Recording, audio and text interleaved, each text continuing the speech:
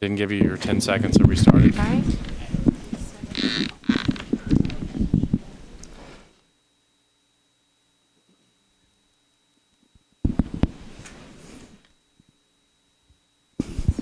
Madam Clerk, are you ready? Will the meeting please come to order? Will all members of the council, as well as the public, please rise for the invocation and remain standing for the Pledge of Allegiance. The invocation this evening will be offered by Councilman Anthony Davis. Thank you, Vice Mayor. Let us pray. We meet to serve our community, to use our resources wisely and well, to represent all members of our community fairly, to make decisions that promote the common good. We recognize our responsibility to the past and the future, and the rights and needs of both individuals and community. As trusted servants, we seek blessings on our deliberations and on our efforts here today. May we act wisely and well. Amen. Pledge allegiance to the flag of the United States of America, Republic for which it stands, one nation, God, indivisible.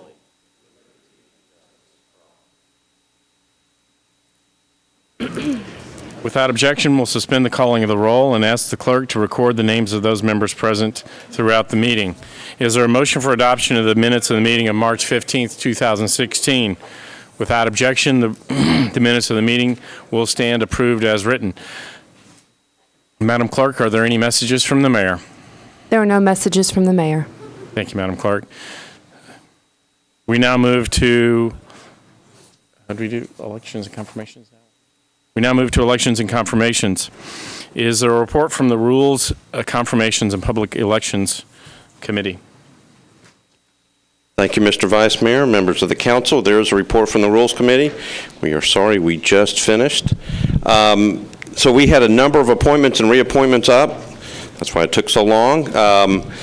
The first was Agricultural Extension Board. We looked at the appointment of Ms. Laura Bigby Fott for a term expiring August 1st, 2017, after a series of questions, including lots of questions about flowers, which made it appear that she was perfect for this board.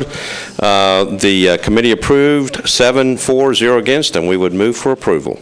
You've heard the motion for confirmation of Ms. Laura Bigby Fott to the Agricultural Extension Board. Is there a motion in favor? A motion seconded?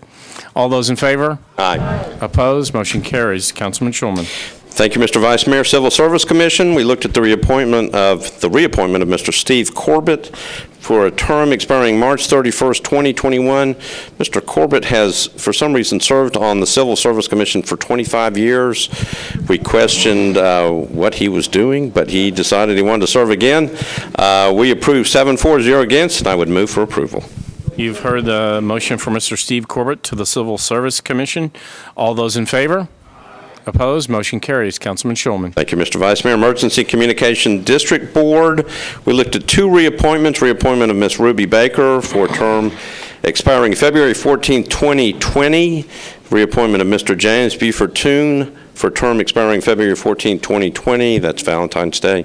And also the appointment of Ms. Michelle Jernigan for a term expiring February 14, 2020. We did find out that Ms. Ruby Baker did not watch the basketball game last night, so we almost did not approve her. And Ms. Jernigan, who is married to Representative Darren Jernigan, who I believe is in the back, watched the end of the game, so we were okay with that. Mr. Toon did watch it, so we really recommended him. We approved all those 7-4-0 against, and I would move for approval on all three.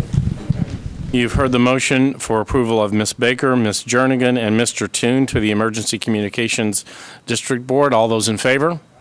Opposed? Motion carries. Councilman Schulman. Thank you, Mr. Vice Mayor. I think if the council is okay, I would move to hear the Planning Commission recommendations first because of a technical reason. So I'd like to take them out of order. Without objection. Okay.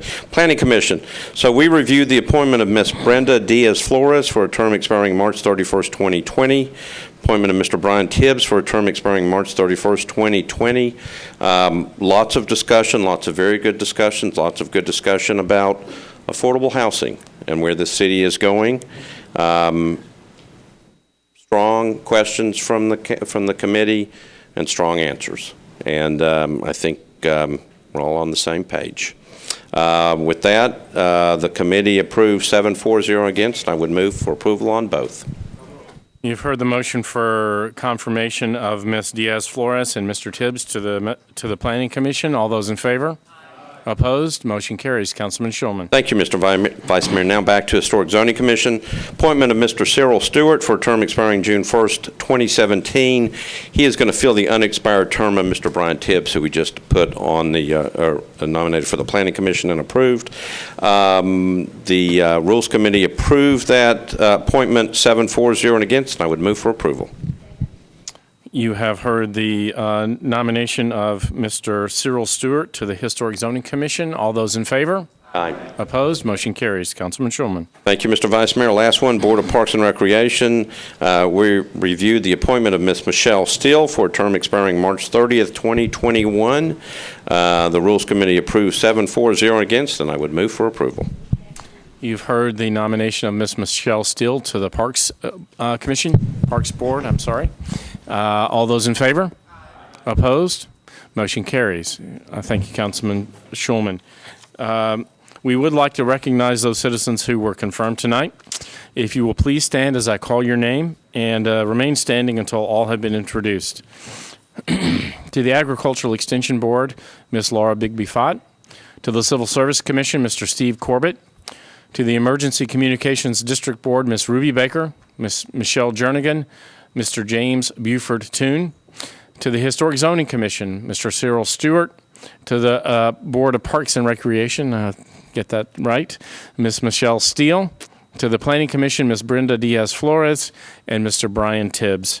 On behalf of the entire Metro Council, we thank you for your willingness to serve and to volunteer your time and expertise. Thank you very much.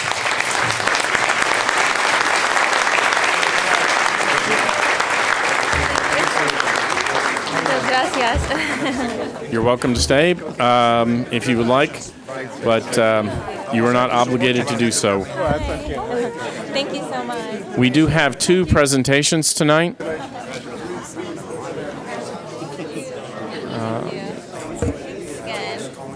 Okay, thanks, Colby. Congratulations. Congratulations. Council Lady Roberts, do you have a presentation? Council Lady Roberts, do you have a presentation tonight? We're ready for you. You're going to be first. And you can do it from there or you can do it from the back, whichever you would prefer.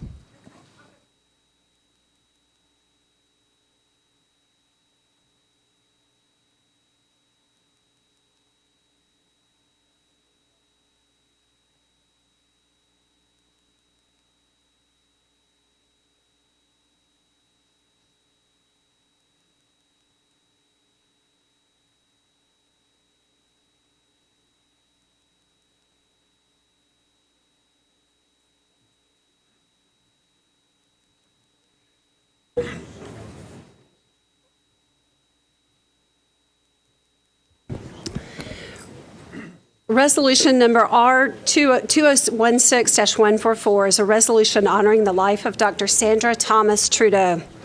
Tonight, we're here to recognize the lasting legacy of her good work and to collectively show our support to condemn domestic violence.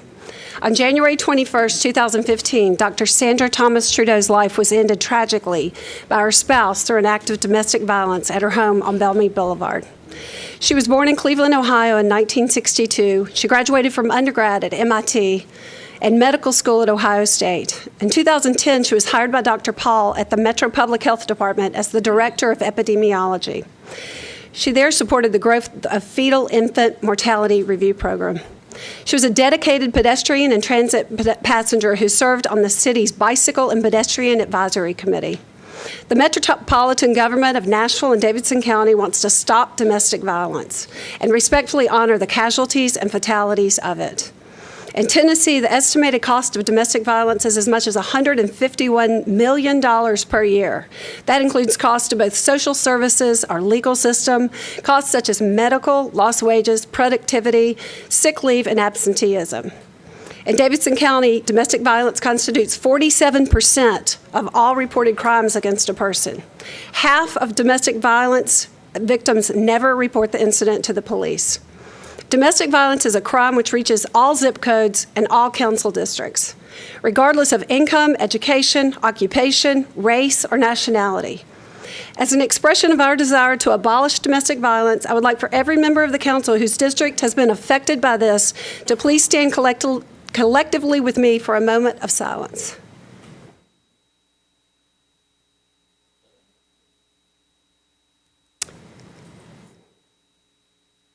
This resolution has been adopted and will now be presented to her mother, father, sister, and brother-in-law who've driven here from Ohio to honor the life of Dr. Sandra Thomas Trudeau.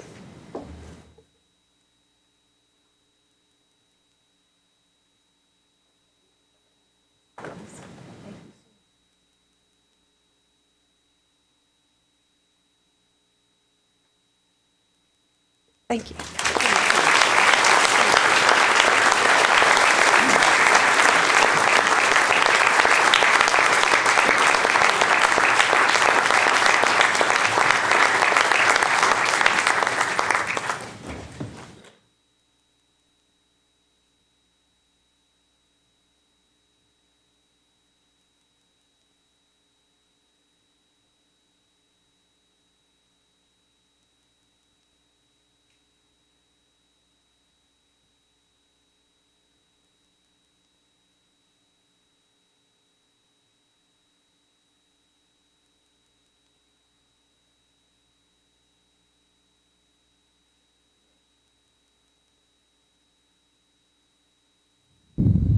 Councilman Elrod?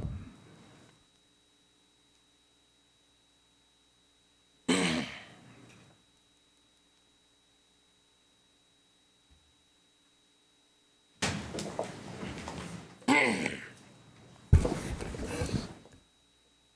was contacted by a constituent, Ms. Beth Moore, to sponsor a resolution recognizing April 2016 as Autism Awareness Month and April 2nd, 2016 as World Autism Awareness Day. The council's previously passed this resolution, but I'd like to read it if you indulge me. Whereas autism spectrum disorder, or ASD, is a developmental disorder that can cause significant social, communication, and behavioral challenges by those affected by it. And whereas autism impacts how individuals perceive and interact with the world and can affect anyone, regardless of race, ethnicity, or age.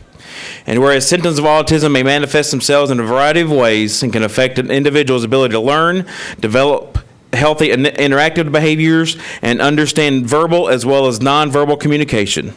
And whereas awareness of autism is crucial to ensure that persons living with autism have access to lifelong care and services needed to pursue the full measure of personal happiness and to achieve their maximum potential.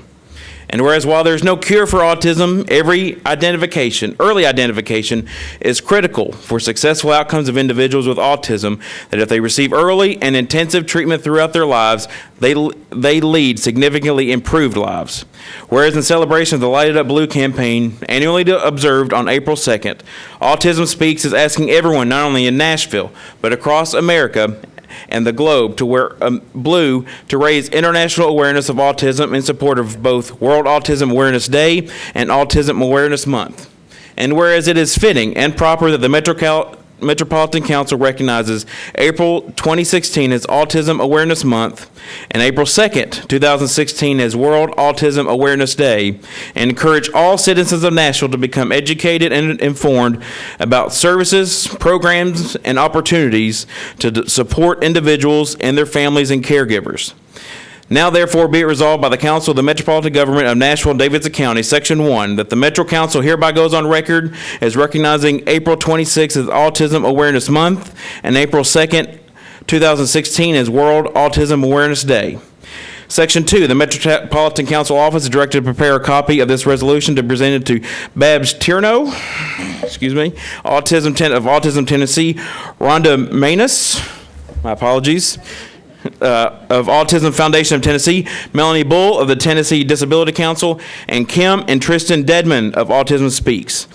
In Section 3, this resolution shall take effect from and after its adoption, the welfare of the Metropolitan Government of Nashville and Davidson County requiring it.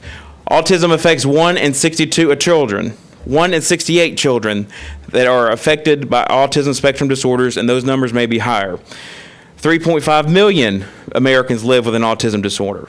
This has increased 119% from 2000 to 2010 and is the nation's fastest growing developmental disorder. I would like to... Did y'all decide who's going to speak? Melanie Bull of the Tennessee Disability Coalition. I asked her to speak with a few comments. Hi, I'm Melanie Bull with the Tennessee Disability Coalition. We just want to say thank you to Councilman Elrod, excuse me, and all the Metro Council members for this honor. On April 2nd, we lighted up blue to shine a bright light on the autism community. 1 in 68 people are diagnosed with autism today, and that number continues to grow. We want to help spread understanding and show the unique needs and talents of those with autism spectrum disorder. By lighting the courthouse blue on April 2nd, the city of Nashville proved that they celebrate and support our autism community. So thank you very much. Thank you.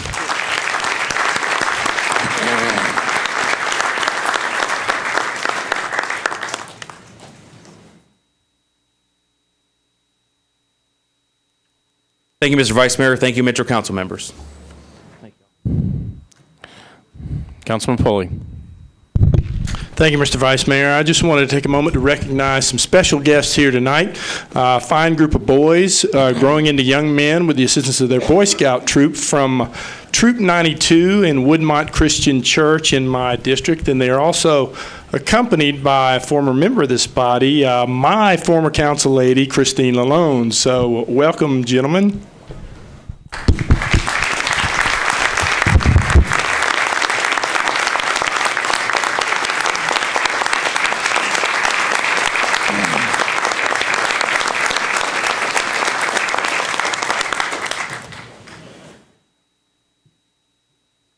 Thank you, Councilman Pulley. That brings us to resolutions on public hearing. RS 2016-170, Councilman Kendall. Exempts Starbucks CCH Cafe LLC located at 3005 West End Avenue from minimum distance requirements from obtaining a beer permit. Councilman Kendall. Thank you, Mr. Vice Mayor. Committee report. Councilman Pardue. Public Safety reviewed this bill and passed it 7-0. Mr. Vice Mayor, I would like to move to defer this action indefinitely, this bill, with a brief comment, if I could. Moved and properly seconded. I know there are a lot of people here probably tonight, or several who are either in support or against this particular bill, and I just want to assure everybody this is not an issue about whether or not they should have a beer permit, but it's about an issue that has come to my attention about the traffic and parking issues in the area. So until we can have some resolution on that and some meetings on that, I'd like to defer it indefinitely. Motion to defer indefinitely, seconded. All those in favor? Opposed? Motion carries. RS 2016-171, Council Lady Gilmore, exempts Steadfast Fine Coffee located at 603 Taylor Street from the minimum distance requirements for obtaining a beer permit. Council Lady Gilmore. Thank you, Vice Mayor. I move to open the public hearing. Let's get the committee report first. Councilman Pardue. Apologize for that.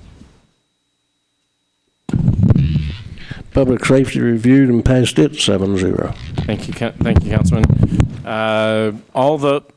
All those in favor of RS 2016-171, please raise their hand. All those opposed? Seeing none, do those in favor wish to speak? No, declare the public hearing closed. Council Lady Gilmore. Thank you, Vice Mayor. I move for approval. Moved and properly seconded. All those in favor? Opposed? Motion carries. That brings us to bills on public hearing. BL 2016-153, Councilman Glover. Approved by the Planning Commission 10-0. Changes .47 acres from AR2A to RS15 zoning for property located at 900 Old Lebanon Dirt Road. Councilman Glover. Thank you, Vice Mayor. I move to open the public hearing. Would all those in favor of BL 2016-153, please raise their hand. All those opposed? I didn't see anybody in favor, but those opposed, if you'd like to come forward to speak. Was there somebody in favor? Okay, I'm sorry, I did not see that. Those in favor, please come forward to speak, if you'd like.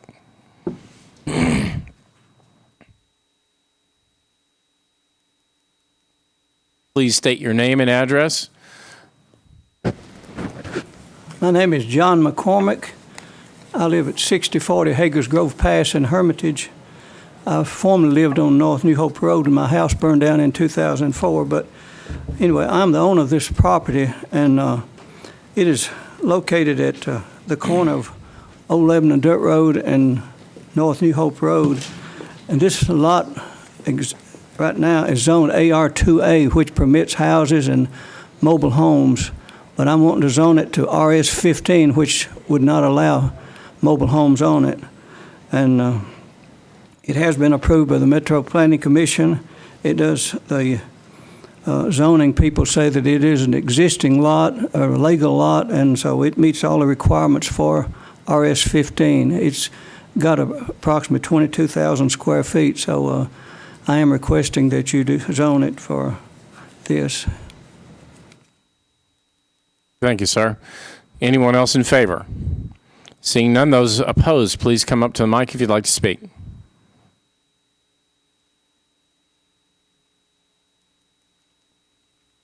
State your name and address, please. Mr. Chairman, members of the council, my name's Graham Reed. I live at 787 Old Lebanon Dirt Road, and I traverse this dangerous corner every day. Why would anyone want to build on such a dangerous corner is beyond me. We went through this same scenario when Jim Gatto was councilman, and here we are again in Councillor Steve Glover's term. This site has been a community problem for years. In my opinion, this site is far too small for any building. Take out the setbacks and the sidewalks that codes require, there is not much land left to build on. This is a very dangerous corner. Hundreds of various vehicles plus gas tankers, which serve the gas station just down the hill, use this junction. There are numerous wrecks due to the angle of the junction and limited visibility. The name of safety, I would hope the owner of the property would realise the best thing to do with this would probably donate it to TDOT and claim tax whatever he can and make this a turning lane and make it safe for everybody to travel on. Thank you. Thank you. If you do intend to speak against, please come on up and line up so we're not... My name is Bobby Luffman. I live at 6267 North New Hope Road. I'm opposing this location for a home. It has two blind curves, one approaching it to your right and one directly behind it on North New Hope Road. It's very dangerous getting out at this location. We have probably approximately 3,400 cars a day coming through that location. We have no red lights, no turning lanes, and I just don't think it's a good location for any type of property or business to be built at that location. Thank you very much. My name is Keith Davenport. I live at 4536 Raccoon Trail in Hermitage, Tennessee. I'm opposed to the rezoning of this for only one reason: it's safety. There's poor visibility and you have excessive speed of vehicles coming in from Mount Juliet every day. And as Mount Juliet grows, there's going to be more traffic. This property, whenever there's been a sign or high grass or anything, you can't see at that corner. Adding vehicles and another building will only make it worse. And the last statement I have to say is one house versus the safety of hundreds of vehicles and passengers every day is not worth it. Thank you.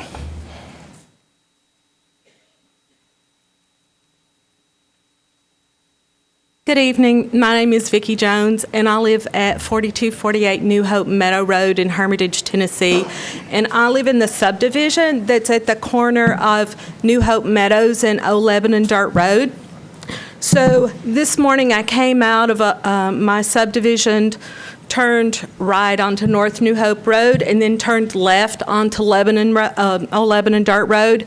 And I noticed at this property on the right, there's the sign of the notification of this meeting tonight, and I saw the sign and I went, that sign is getting in my way of me being able to see on Old Lebanon Dirt Road to be able to turn safely left at this intersection.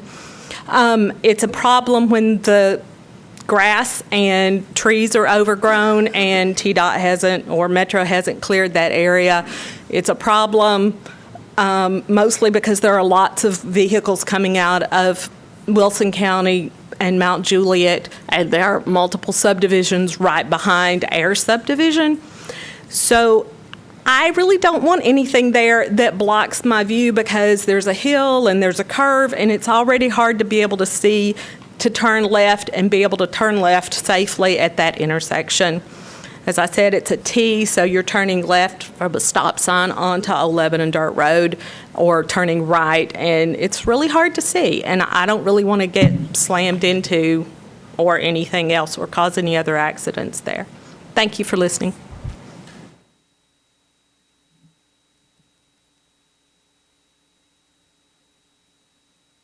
Hello, I'm Margaret Alleman. I'm a resident at New Hope Meadows neighborhood.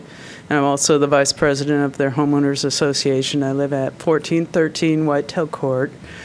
And I am also in opposition of this rezoning.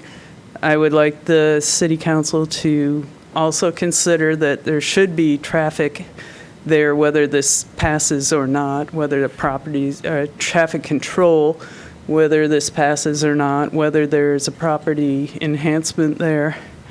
It is very difficult to see coming up Old Lebanon Dirt Road. There's a curve. It curves around, and it's already, if you make a left-hand turn there, it's very dangerous. You can get T-boned. The traffic comes around there quite fast, and it's just extremely dangerous as it is already. And I would like you to also consider that, you know, if there's a family there or whatever, that they would also be endangered because of the traffic situation. And thank you for hearing my comments.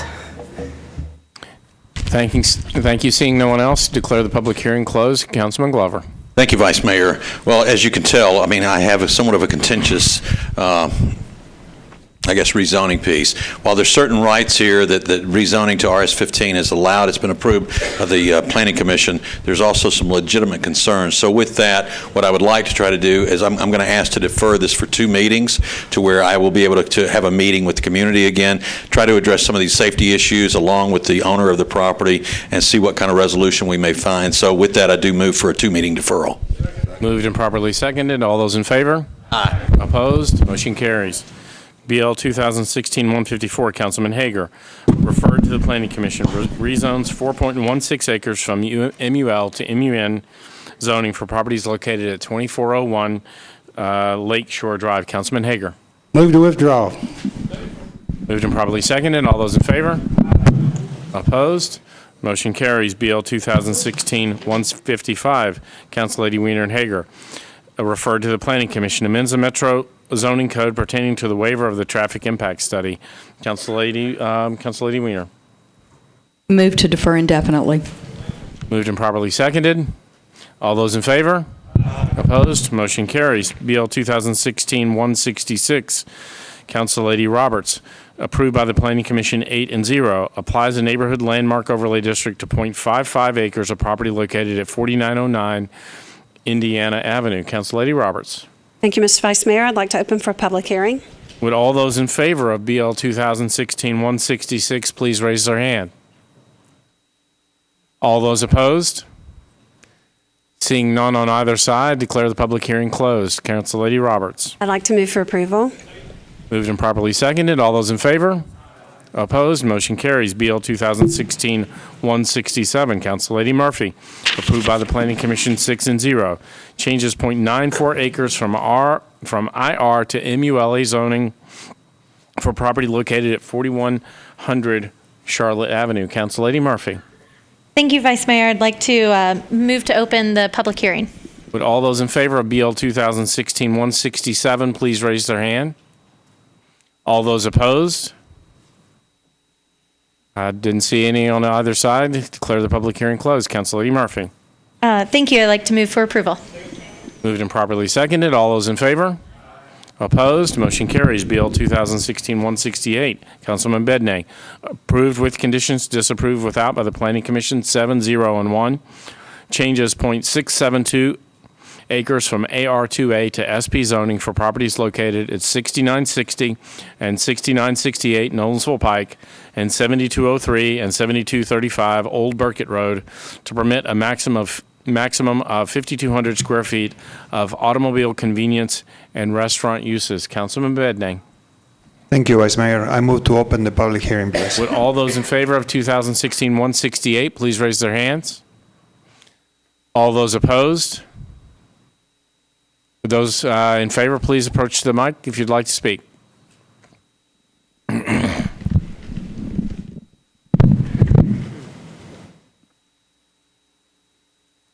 Am I going to take that as a no? Would all those opposed please like to approach the mic and speak?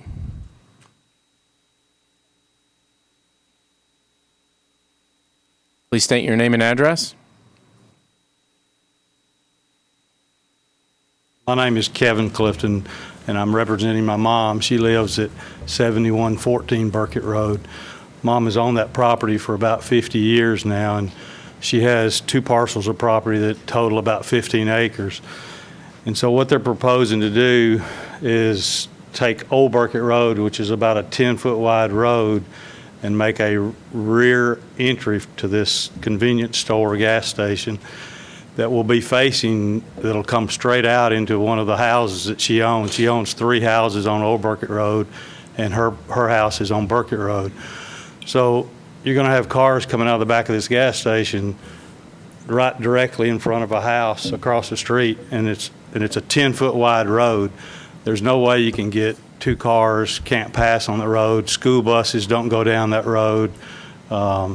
So I guess I don't understand how the Planning Commission could vote in favor of something like this.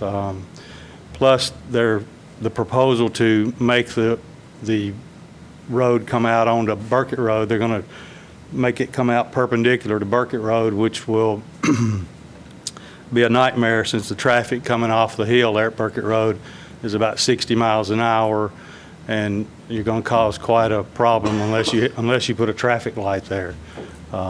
So I would hope that the council would take a hard look at this and maybe review what the Planning Commission has suggested. I appreciate you listening to me. Thank you, sir. Seeing no one else, declare the public hearing closed. Councilman Bedney. Thank you, Vice Mayor. We had many community meetings advertised to. I actually asked our staff to send notices to even a wider radius than the planning department will do. They were advertised, and probably this particular owner didn't know about the meetings, but during the meetings we discussed these issues, and they were included in the review recommended by the planning department and public works. As a matter of fact, this is not the only project that happens in that intersection, and with all the different projects combined, that street will be improved. I think there is a budget of about $1 million of improvement on that intersection. So by the time it's done, some of these issues described by this person won't be an issue anymore. So I will talk to them later and make sure that all their concerns are addressed. But at this point, I'd like to ask you that I move to approve this legislation. Moved and properly seconded. All those in favor? Opposed? Motion carries. BL 2016-169, Councilman Scott Davis, disapproved by the Planning Commission 8-0. Changes .16 acres from SP to SP zoning for property located at 1212 Pennock Avenue to permit 2 detached homes. Before we have the public hearing, we have a presentation from the Planning Commission staff. Thank you. This is a request to rezone property located at 1212 Pennock Avenue to permit 2 detached residential units. At its January 14, 2016 meeting, the Planning Commission recommended disapproval of this request. Currently, the property is zoned as SP. The current SP allows for single-family dwelling units as well as detached accessory dwelling units if certain standards are met. The property is located within an urban neighborhood maintenance policy as part of the East Nashville Community Plan. The primary intent of the urban neighborhood maintenance policy is to preserve existing neighborhoods and their character. The plan proposes 2 detached units with access taken from the alley at the rear of the site. The Planning Commission determined the proposal to be inconsistent with the neighborhood maintenance policy as the proposal is not consistent with the rhythm, massing, and spacing of units along the street. While there are existing duplexes in the area, the existing duplexes are primarily single-story structures. As the request was determined to be inconsistent with the maintenance policy, the Planning Commission recommended disapproval. Thank you, Councilman Davis. Thank you, Vice Mayor. I'd like to open the public hearing, please. Would all those in favor of BL 2016-169 please raise their hands? Those opposed? I can't see anybody opposed, so would those in favor like to speak? Declare the public hearing closed. Councilman Davis. Thank you, Vice Mayor. I'd like to close the public hearing and move the bill forward with a brief explanation. Councilman Davis. Once again, planning staff has done a great job. This is a request being done for the owner of this house, not for a developer. More importantly, my neighborhood is in support. As you can see, there's no one out there in opposition. Planning Commission must follow their policy, which we respect, and we love them for that. However, we will be moving an amendment forward on third reading, which will provide additional lighting for the area and some few other tweaks to this. But once again, you know, there's community support for this because this is for the homeowner, not for, you know, and there are good developers and not so good developers. But this is why you don't see my neighborhood at East Nashville, active neighborhood, in opposition. Thank you. Council Lady Hart.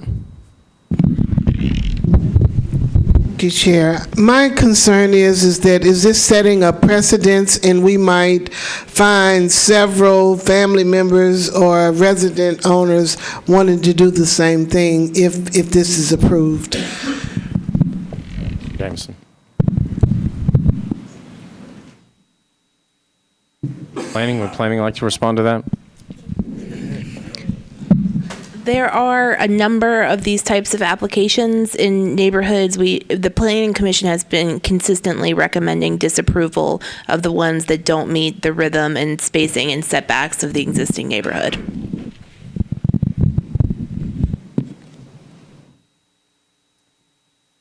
No one else seeking recognition? All those in favor? Opposed? Motion carries. BL 2016-170, Councilman Freeman. Approved with conditions, disapproved without by the Planning Commission 8-0. Changes 3.5 acres from CS to SP zoning for property located at 311 Carter Street to permit up to 92 residential units. Councilman Freeman. Thank you, Vice Mayor. I'd like to open the public hearing. All those in favor of BL 2016-170, please raise their hand. All those opposed? Seeing none, would those in favor like to speak? I'm guessing not. Declare the public hearing closed. Councilman Freeman. Thank you, Vice Mayor. I move for approval. Councilman Bednang. Yes, I just wanted to know how many of these units are affordable workforce housing, do you know? That's a great question. Mr. Adler is very, and he's happy to speak on it, but he is actually a target market for the workforce development. And if you'd like, I can have him speak. Okay. Is this, I can't remember, how close is this to the main corridors, to Nolensville or, I mean, I can't remember your district very well. It's roughly a block and a half off. Okay. If you can imagine Coleman Park. Yes. Backs right up to Coleman Park. All right. Yeah. Just for the record, I'm going to start asking this question on projects that are bigger than 10, 20 units. Thank you. For the record, we have a planning and zoning committee where you can do that. Thank you. BL 2016-171, Councilman Elrod. Oh, I'm sorry. All those in favor? Opposed? Motion carries. BL 2016, that's what I get for being smart. BL 2016-171, Councilman Elrod. Changes disapproved by the Planning Commission 8 and 0. Changes .05 acres from CL to SP for a portion of property located at 3798 Nolensville Pike to permit a digital sign. Councilman Elrod. Move to defer indefinitely. Since you're deferring indefinitely before the public hearing, I guess we'll dispense with the Planning Commission's report. All those in favor? Opposed? Motion carries. BL 2016-172, Council Lady Roberts and Rosenberg, approved by the Planning Commission 6 and 0. Changes 23.93 acres from SP to AR2A zoning for properties located at 6950 Charlotte Pike and Cabot Drive, unnumbered, east of River Road. Council Lady Roberts. Thank you, Mr. Vice Mayor. I'd like to open for public hearing, please. Would all those in favor of BL 2016-172 please raise their hand? Those opposed? Seeing none, would those in favor like to speak? Declare the public hearing closed. Council Lady Roberts. I'd like to move for approval. Moved and properly seconded. All those in favor? Opposed? Motion carries. BL 2016-173, Councilman Scott Davis. Approved with conditions, disapproved without by the Planning Commission 7 and 1. Changes 20.61 acres from IR to SP zoning for properties located at 2034 and 2037 Pittman Drive and Oakwood Avenue unnumbered north of East Trinity Lane to permit a mixed-use development. Councilman Scott Davis. Thank you, Vice Mayor. I'd like to open the public hearing, please. Would all of those in favor of BL 2016-173 please raise their hand? Those opposed? Those in favor, please approach the mic if you'd like to speak.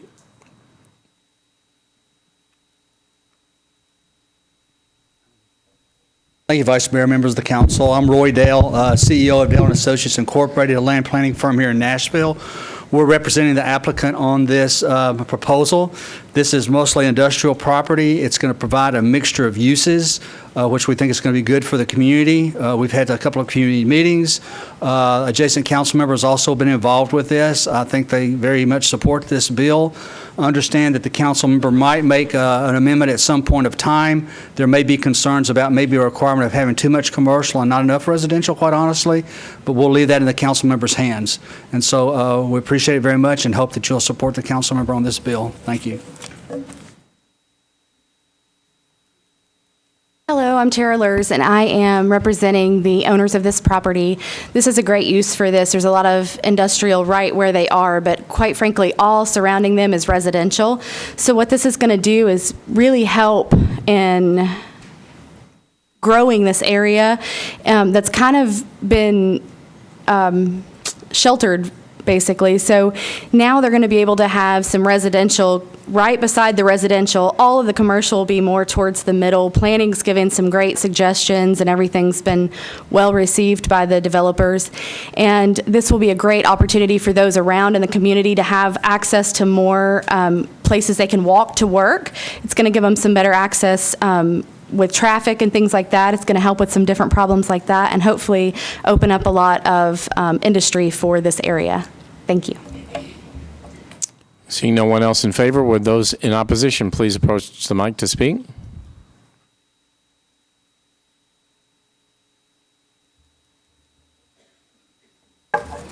Good evening, Vice Mayor, and to the council members here. I'm Terry Robertson, and I reside on Sladen Drive that is adjacent to this bill, BL 206-173. I represent myself and other neighbors who are unable to attend this meeting due to their own other commitments. Having read the bill, we understand that changing the area from industrial restrictive to specific planned mixed use sounds more beneficial to us, but we do have a number of concerns regarding this bill. I want to detail a few of those to you at this time. Our first concern begins with the structure, design, and cost of the buildings under consideration. The bill proposes no structure to exceed 5 stories, and on the north border, not to exceed 2 stories and 35 feet. As we understand, these buildings consist of structures for commercial and residential use. We're told the residential use proposes homes, condos, studios, etc., to start at approximately $150,000. This price exceeds the current property values by about 50%. Many residents in the area are first-time homeowners, single with children, couples, and elders who were able to purchase and continue to pay on their mortgages established some time ago. This increase, while considered positive in the land value, affects us now with a potential 50% increase in property taxes and in current mortgages. We have fixed incomes from Social Security, disability, some retirement, and low wages. I don't believe anyone here wants to see their costs increased in their area by this much. Additionally, at this time, there is no visual representation of the proposed plan. So we are concerned about how the new design affects the aesthetic of the community. Will our homes look less favorable or decrease in value? We tried to maintain our properties with our limited resources. Councilman David proposes to make some changes to the bill which would include homes valued at $100,000. Noted as affordable homes. This percentage of homes remains uncertain and unclear at this time. The value requires the homeowner to earn at least $30,000 with potential financial assistance available. Now, future uncertainty may exist about those funds. Next, this land lies above our area.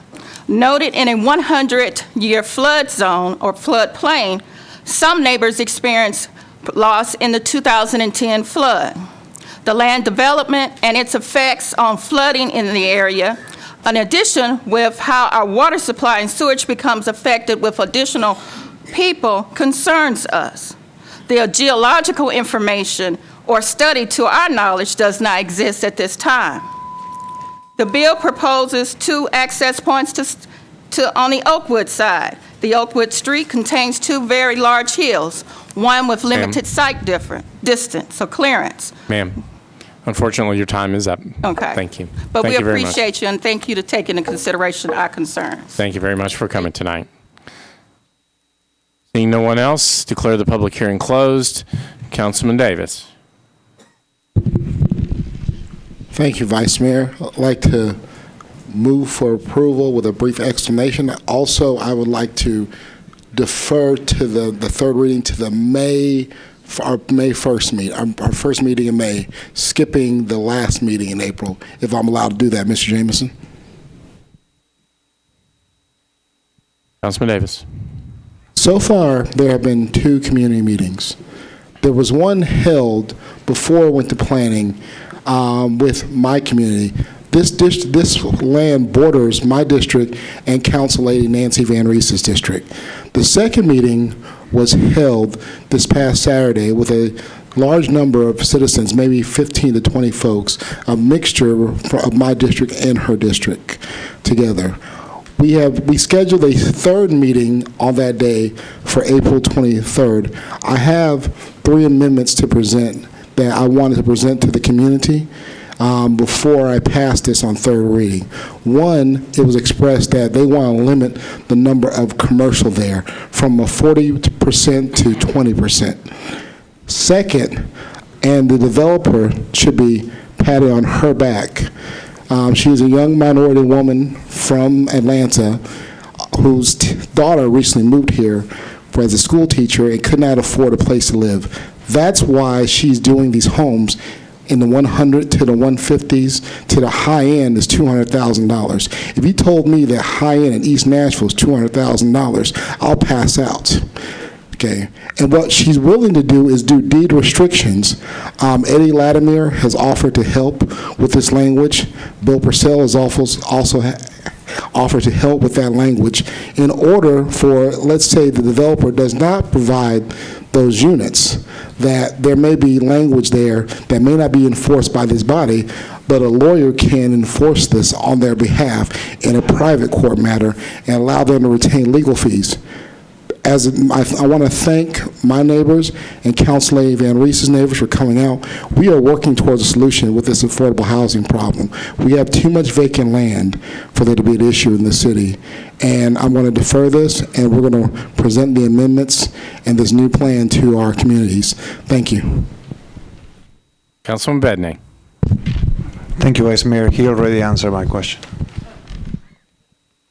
Council Lady Van Reese. First of all, I'd like to thank you very much for coming out from District 8 to speak. I've talked to Council Member Davis about this on several occasions, and because Slayton Avenue in District 8 is literally right on the border, that this becomes a dual district issue. There's going to be a lot of development in this area. This is the first of things to come. This is within walking distance of the Oakwood Park, which we've talked to the Parks Department about redeveloping. This is already on the transit line. The support for water and infrastructure is breathtaking. This area needs to be developed for new families to move in. The meeting that Councilman Davis mentioned on the 23rd, I've asked him to move that meeting since I'll be out of town for an event, a birthday of my father-in-law's 90th birthday party. So I'm hoping that we can actually move that to the following Saturday, but either way, we'd have room in May to speak.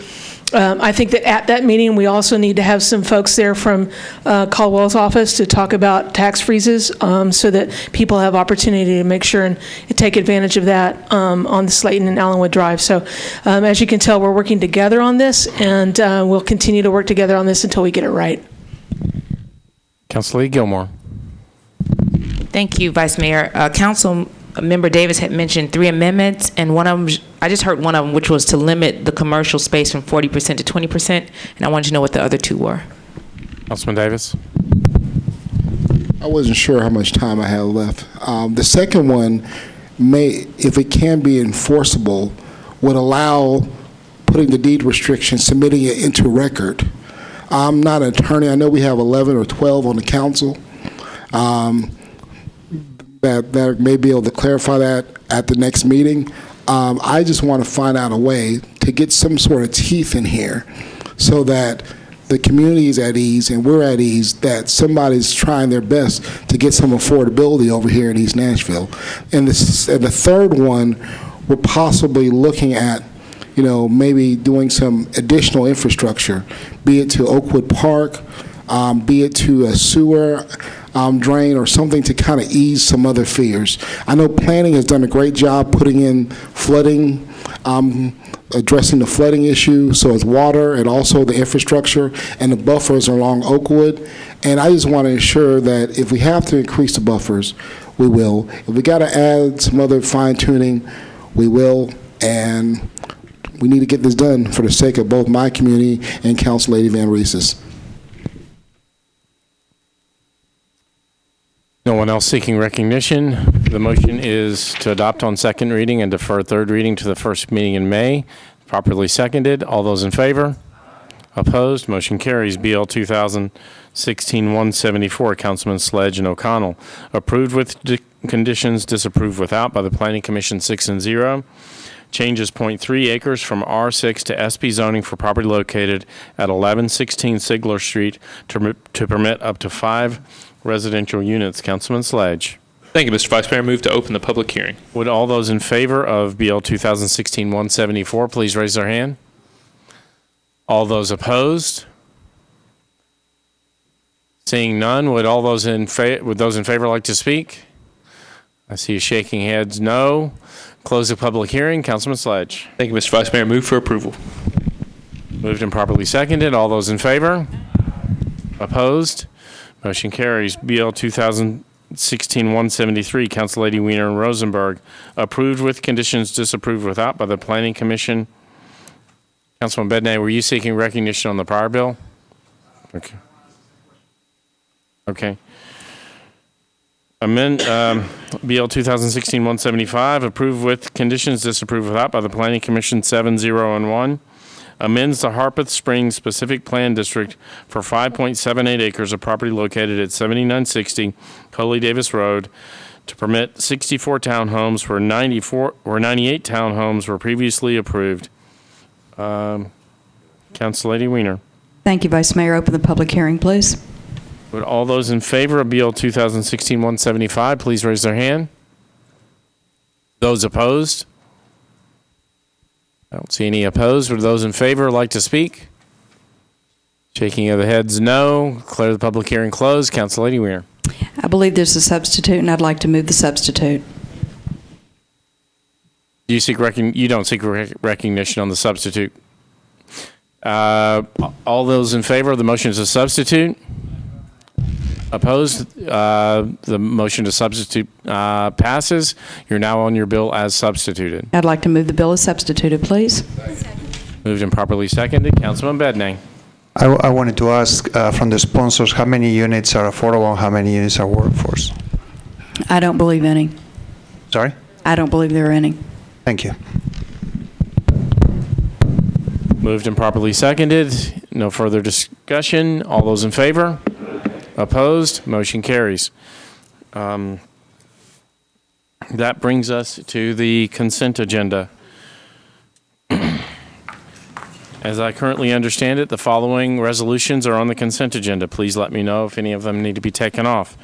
RS 2016-173, 175, 176, 177, 178, 179, 180, 184, 185, 186, 187, 188, 189, 190, 191, 192, 193, and 194. Do any of those items need to be pulled off the consent agenda? Madam Clerk?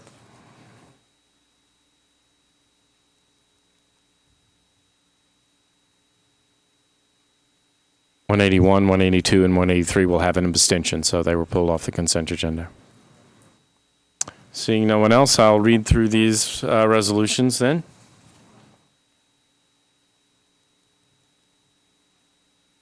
RS 2016-173, Councilman Pridemore approves a grant from the Oasis Center to the Davidson County Juvenile Court to provide support for the implementation of the Tennessee Wyman's Teen Outreach Program. RS 2016-175. Councilman Pridemore and Allen approves a grant from the Tennessee Historical Commission to the Metro Historical Commission to provide continuing education for staff at the National Alliance of Preservation Commission's biannual forum. RS 2016-176, Pridemore and Pardue approves an intergovernmental agreement between the Metro Police Department and the U.S. Army Corps of Engineers for extra duty police services. RS 2016-177, Pardue and Pridemore approves an intergovernmental agreement between the Goodlettsville Police Department and the Metro Nashville Police Department regarding law enforcement assistance. RS 2016-178, Pridemore and Pardue approves a grant from the Tennessee Emergency Management Agency to the Office of Emergency Management to fund costs related to Homeland Security preparedness. RS 2016-179, Pridemore and Pardue approves an amendment to a lease agreement between Metro Government and Greensboro 1 LP by extending the term and amending the rent and auxiliary parking provisions for the domestic violence program. RS 2016-180, Dowell, Pridemore, and Henderson approves a grant from the Association of Library Service to children to the Nashville Public Library to provide an outreach program in the Southeast community to create successful, diverse programming. RS 2016-184, Pridemore and Gilmore approves a grant from the State Department of Health to the Metro Board of Health to provide public health activities to enhance the health and well-being of women, infants, and families. RS 2016-185, Pridemore and Murphy approves an amendment to a grant from the State Department of Labor and Workforce Development to the Nashville Career Advancement Center to establish career services for eligible adults, youth, and dislocated workers. RS 2016-186, Pridemore and Murphy approves an amendment to a grant from the State Department of Labor and Workforce Development to the Nashville Career Advancement Center to establish career, training, and support services for adults. RS 2016-187 approves an agreement between the U.S. Department of Army and Metro Government for Phase 5 of the Flood Preparedness Study. RS 2016-188, Allen and Elrod, authorizes HOA Holdings LLC to construct and install an aerial encroachment at 184 Second Avenue North. RS 2016-189, Councilman Pridemore, authorizes the Metropolitan Department of Law to compromise and settle the claims of Jermaine Sutton against the Metro government and its employee, Richard Martin, in the amount of $45,000. RS 2016-190, Councilman Schulman, sets the date and time for the State of Metro address. RS 2016-199, Councilman Schulman, approves the election of notaries public for Davidson County. RS 2016-192, Councilman Elrod, supports House Bill 2210, Senate Bill 2410, currently pending in the Tennessee General Assembly, which would name the stables within the horse barn on the campus of the Ellington Agricultural Center the Janice Santani Stables. RS 2016-193, Pridemore and Pardue, approves a grant from the State Department of Finance and Administration to the Metro Police Department for the Internet Crimes Against Children Unit. RS 2016-194, approves a grant from the State Department of Environment and Conservation to the Metro Public Works Department for the operation and maintenance of household hazardous waste collection. That's Councilman Pridemore and Elrod. Brings us to committee reports. Councilman Pridemore for Budget and Finance. Thank you, Mr. Vice Mayor. Budget and Finance Committee took up for consideration the following bills: RS 2016-173, 175, 2016-176, 177, 178, 179, 180, 184, 185, 186, 187, 188, 193, and 194. Budget and Finance voted 12 for approval, 0 against. Did I hear 187? I'm not sure if I did. Did I hear 187? Yeah, 187, 188, 193, 194. Thank you.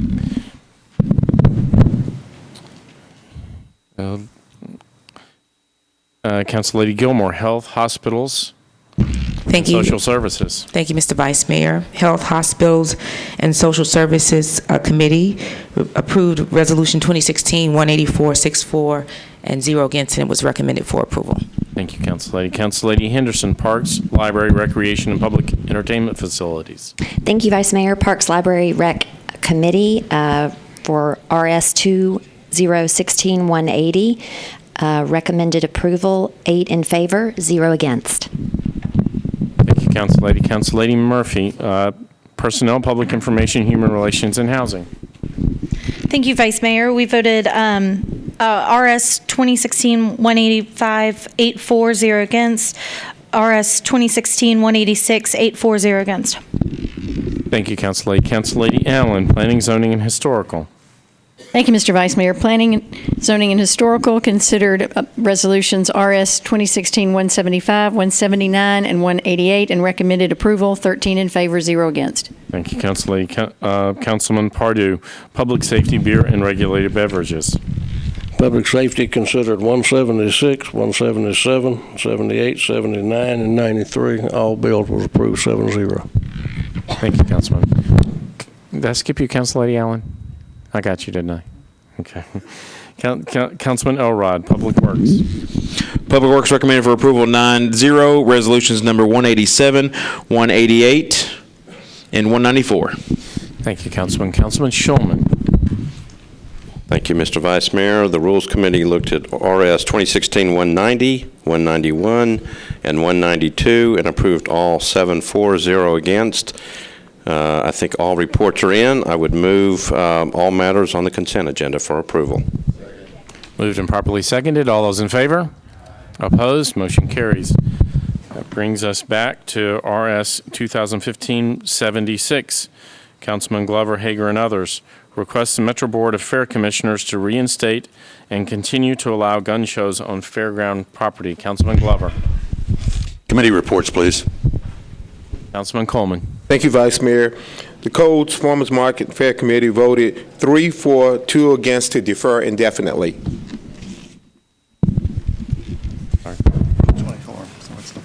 It's deferred by rule. RS, I'm sorry, I'm going to have to look at my list here for a second. RS 2016 172, Councilman Pridemore appropriates $3,347,400 to certain accounts for the benefit of the Metro Police Department, State Trial Courts, Davidson County Election Commission, District Attorney, Public Defender, Municipal Auditorium, Board of Fair Commissioners, Nashville Farmers Market, Department of General Services, and Administrative Department. Councilman Pridemore.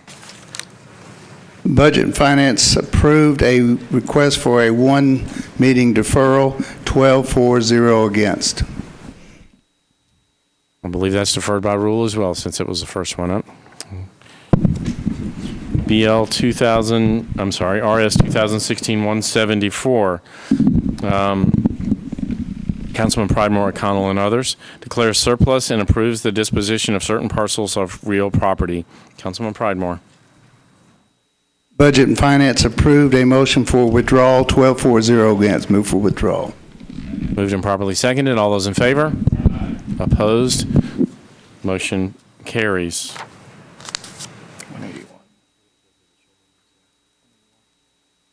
Brings us to RS 2016-181. Councilman Pridemore and Gilmore approves a grant to provide meals that meet RDA nutritional guidelines to eligible seniors from the Greater Nashville Regional Council to the Metro Social Services Commission. Councilman Pridemore. Budget Finance approved, 181, 12 for, 0 against for passage.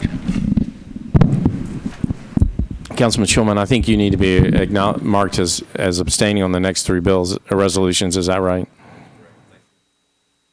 Thank you, Mr. Vice Mayor. That's correct on 181, 182, and 183.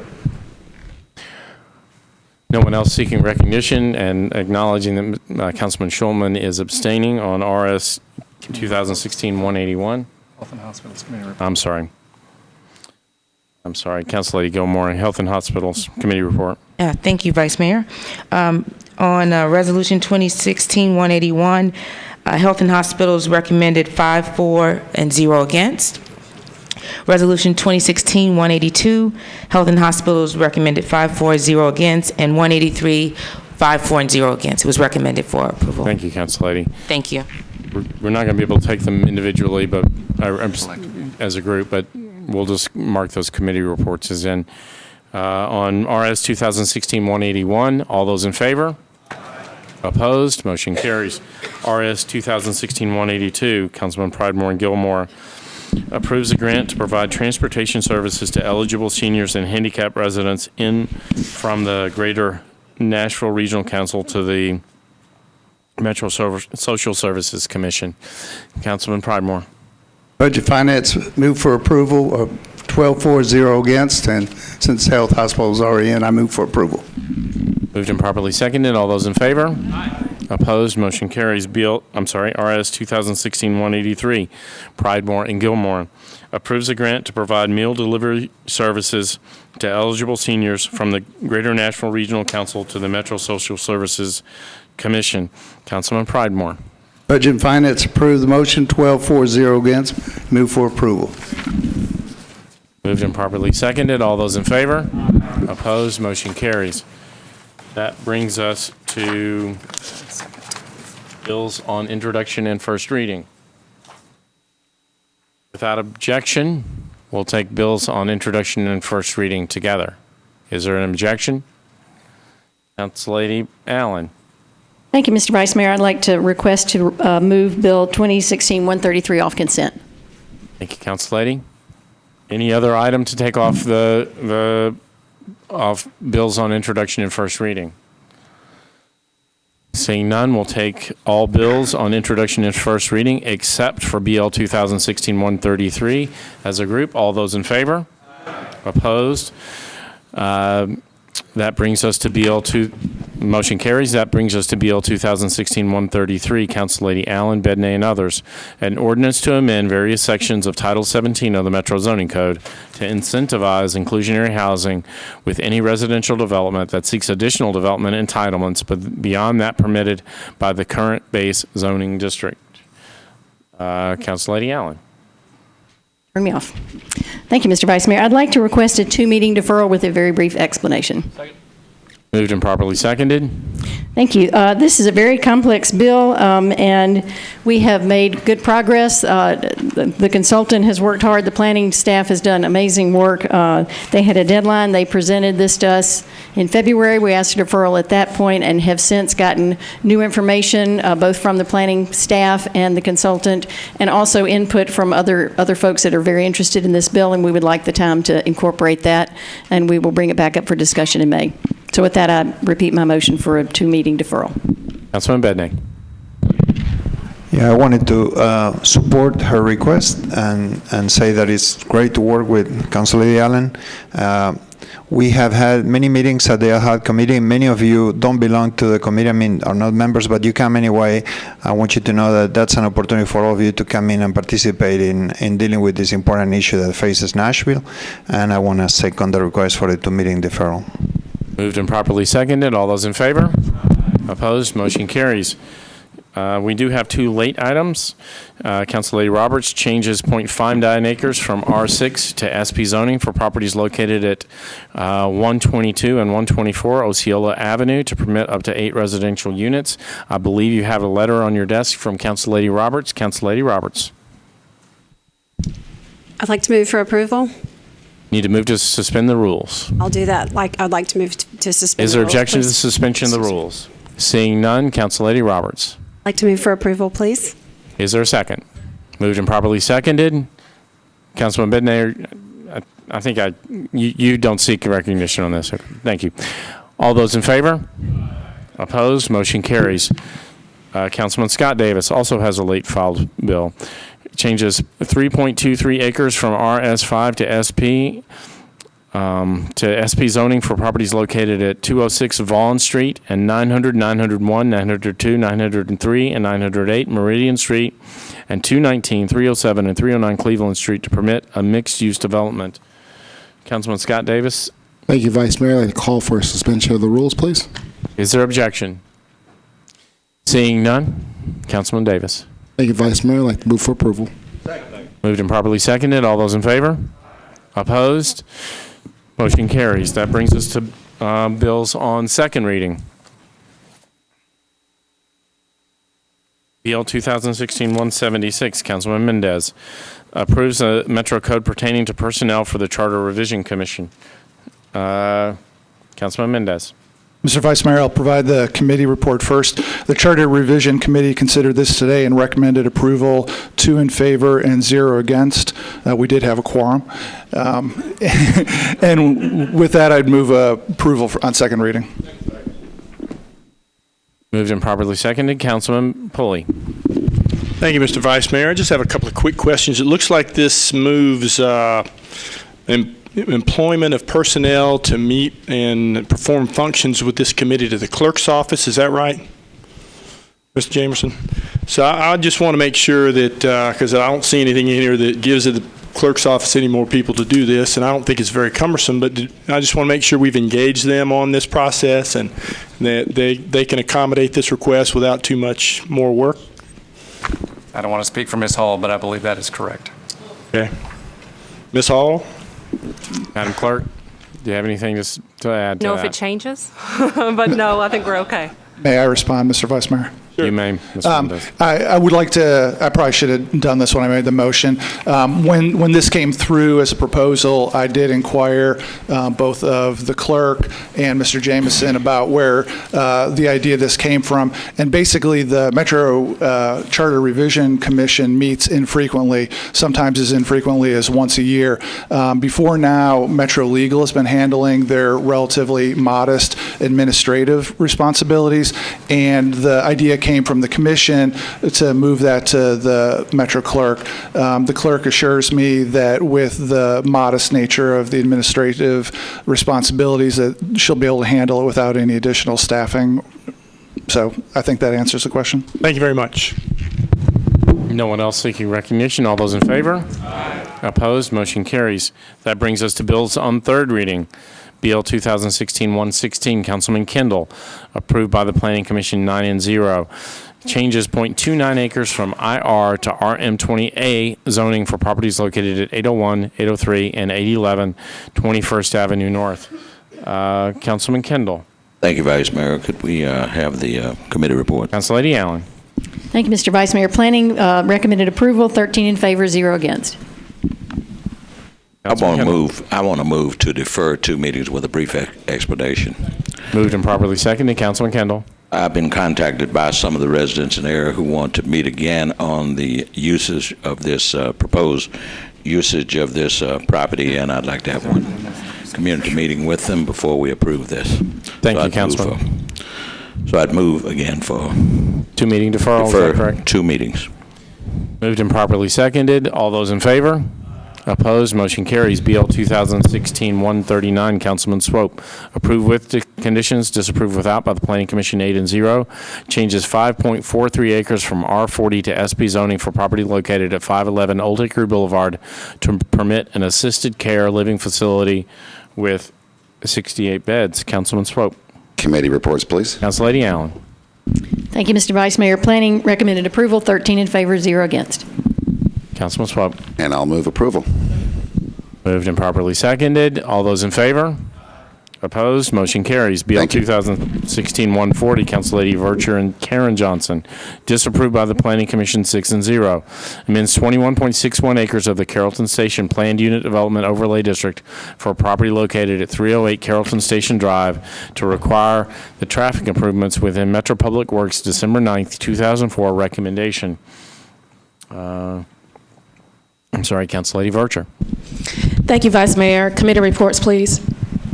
Councillady Allen. Thank you, Mr. Vice Mayor. Planning recommended approval, 7 in favor, 1 against, and 5 abstaining. Councillady Vercher.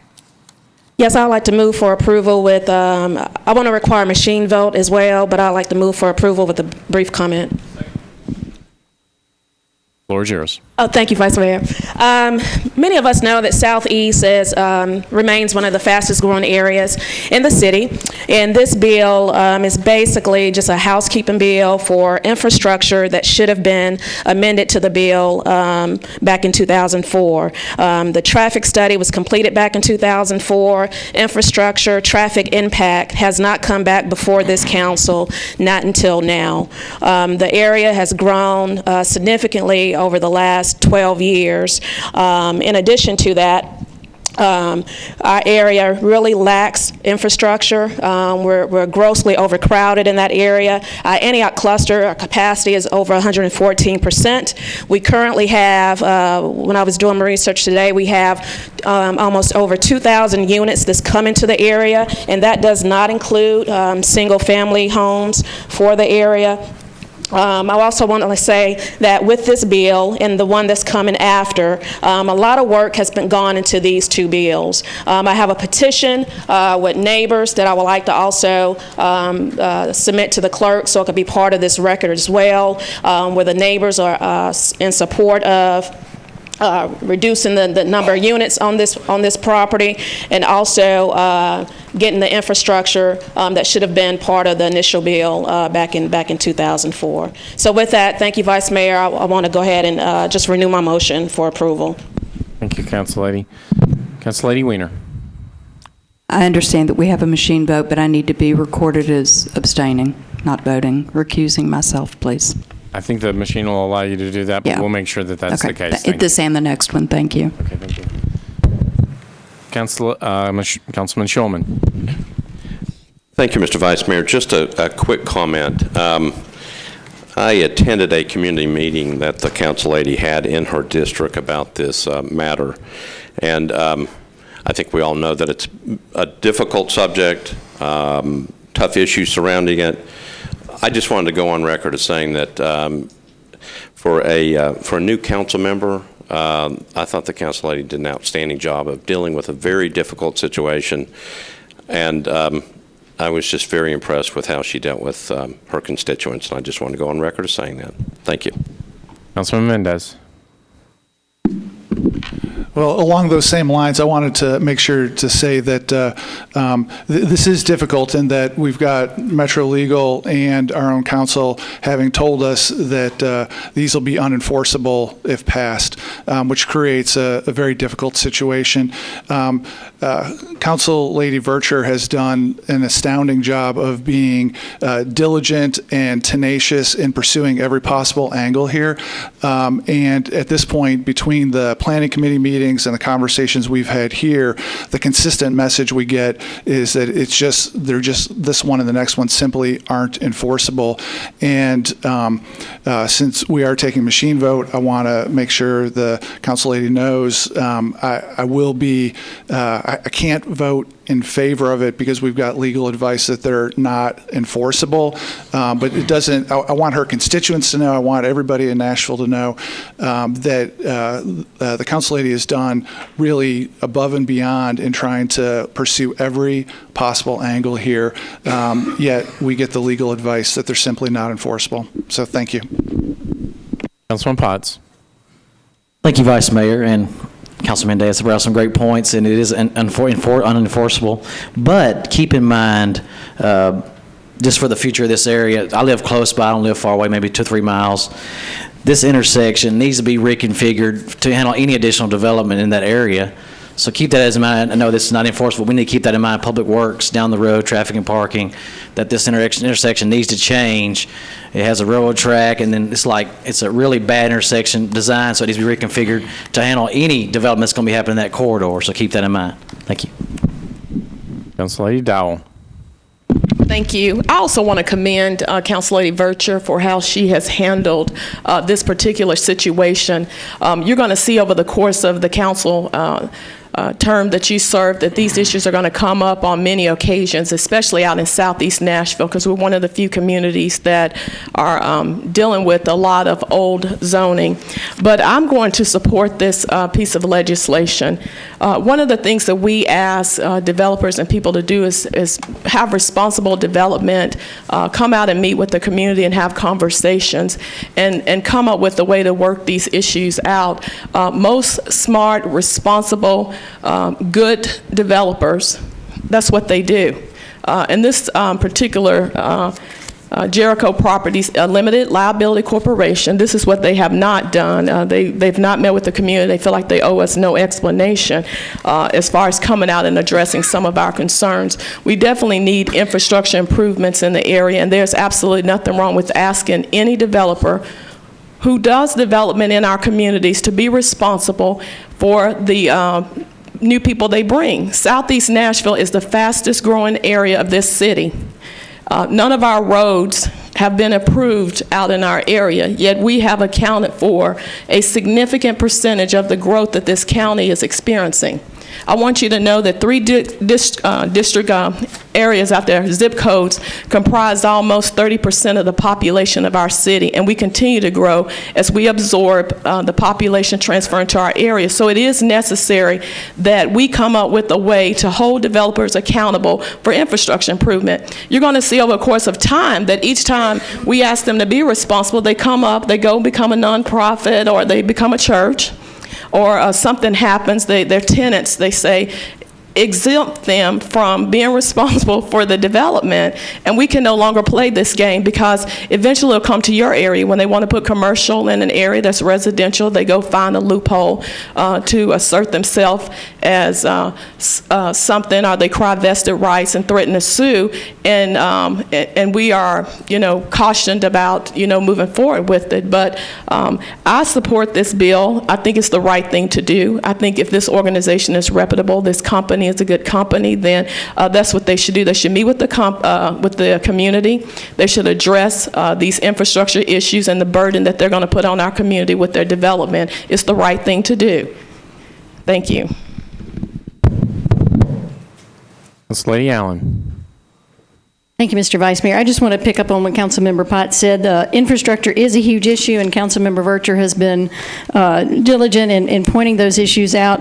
The planned unit development as it stands does include some infrastructure improvements, but certainly not enough to do the entire job. And just to say more specifically, just keeping that in mind, there is a capital improvements budget coming up, and I think that as a council we need to be committed to specifically being aware of this one and giving it our support as we move forward. Councilor Gilmore. Thank you, Vice Mayor. I will not rehash what everyone else said, so I just echo Council Member Allen's comments, as well as Council Member Mendez and Schuman as well. And I think that the Council Lady has worked very hard, and I do support her, but unfortunately I will not be able to support this bill, and I do look forward to advocating for money and making sure that the monies are allocated for the Antioch area for infrastructure improvements. So thank you. Councilman Hager. I'm going to rise in support of this, and I'm going to tell you why.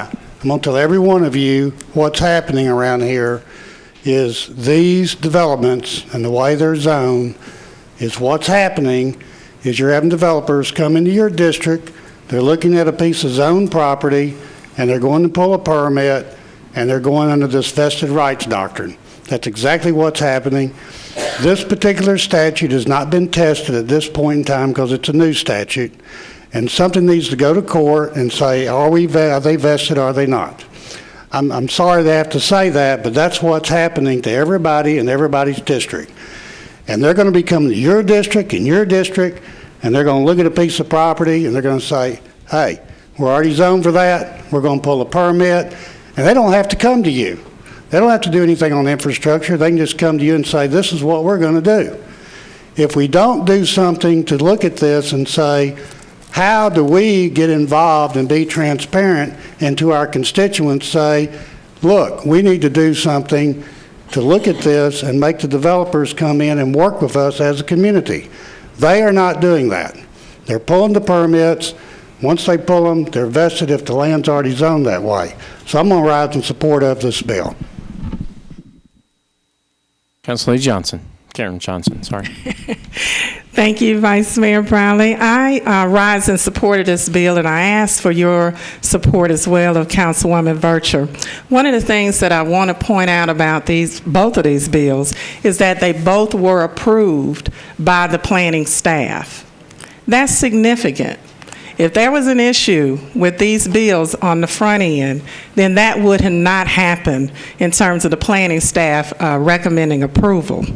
The second thing is that the traffic improvements would apply to any development on this property.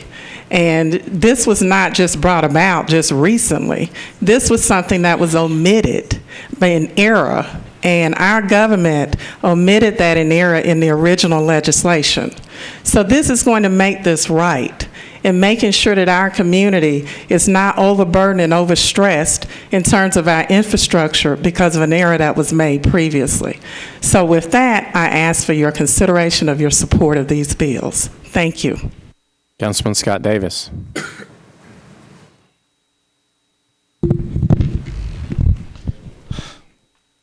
Seems like every year, waste transfer station, quarry, dam, or something, the actual dam, not the bad word, but the main thing right now is, even though I understand Councilman Mendez's point, and I understand the wise and powerful Councilor Gilmore, more importantly, though, I look at it not as I'm going to support my council member to make a virtue on this. It's her house. She wants to do it. She has her community support. I encourage all of you to listen to the district council member. And be it we are sued, we are yelled at by a lot of attorneys. You know, it's a tough decision, but we didn't run for these seats to make easy decisions. She's done a great job, which we all know. Support your district council member. Support them. That is her house. Respect that.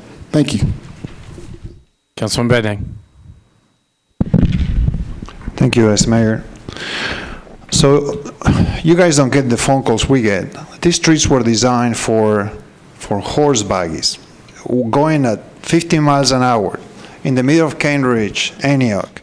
They're not designed for the type of development and intensive density that we're getting these days. It's really crazy to see that all these developments that went to sleep when the recession happened, they're all coming online at the same time right now, creating all this trouble for us. I am so happy Councilman Hager made that comment. I think we do need to take a stand and said, no, you know, this is important. We need to be able to control what happens in our community. I can tell you guys, Antioch, Cambridge, we cannot make it anymore. It's impossible. I get 20,000 trips every day on Orleansville Road of people that get stuck on traffic, and it's not local traffic. It happens all over the Southeast.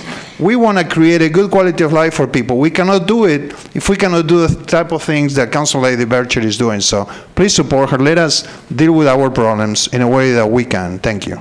Councilman Hastings. Thank you, Vice Mayor. I was just standing in support of Councilwoman Bircher and also to what Councilman Davis said. We do need to, who knows the terrain that we're working with other than the district council member. And we understand we're dealing with a whole lot of things in the city that are going to be questioned. But I do stand strongly behind her in her endeavors to protect her community and not necessarily question what's going on, but to be a support to you. And I give you much kudos, and we're going to work behind you as much as possible. Council Lady Hurt. Thank you, Vice Mayor. I have a concern. I need clarification from planning if they disapproved these two bills. And I also want to know that if voting for this, because I do support the councilwoman and appreciate the work that's been done, but I want to know if we would be subjecting the city to being sued if this is voted for. Maybe Mr. Jameson can answer both of those. With respect to the potential for being sued, I mean, there's the potential for that all the time. We do have a letter from an attorney, Larry Crane, sent to all council members, and in the last paragraph, he states that he's been authorized to take action if the council does not pass these bills. The two types of statutes that are sort of being discussed, one is the Vested Property Rights Act. That went into effect just January a year ago. As Councilman Hager noted, it has not been tested. It has not been taken up by a court of law up to the Court of Appeals so that the court can offer you their fuller interpretation of it. That statute on its face, the black and white letter law, would appear to state that the zoning provisions that exist at the time that a development gets its final site plan apply and can't be changed. We cannot change any zoning provision after that. And that is one of the things they have asserted in their letter that they would sue under. The more frankly concerning claims that they are threatening in their letter deal with a second class of statutes and legislation, essentially discrimination statutes. This complex purports to house formerly incarcerated men, some of whom have addiction issues. And that is a protected or viewed as a disabled group of individuals that is protected by a variety of federal and state statutes. The Fair Housing Act, the Americans with Disabilities Act, because it is considered a disability, Religious Land Use Acts, and those are concerning and distressing. This council several years ago passed a similar restriction against a facility that was aimed at teen boys, and we were sued and lost to the Department of Justice, had to undergo some rigorous training for all council members, and lost about $1 million. That is precisely the same set of statutes they are threatening here. Whether or not we'll be sued, I can't tell you. Whether or not it's a bluff, I can't tell you. But do they have a potential claim? All I can tell you is yes, they do. Planning, I think the question to you was for some clarification about whether or not this was a approved or disapproved bill. The planning staff had recommended approval as under the policy there were a variety of development scenarios that could have been achieved that would meet policy in that location.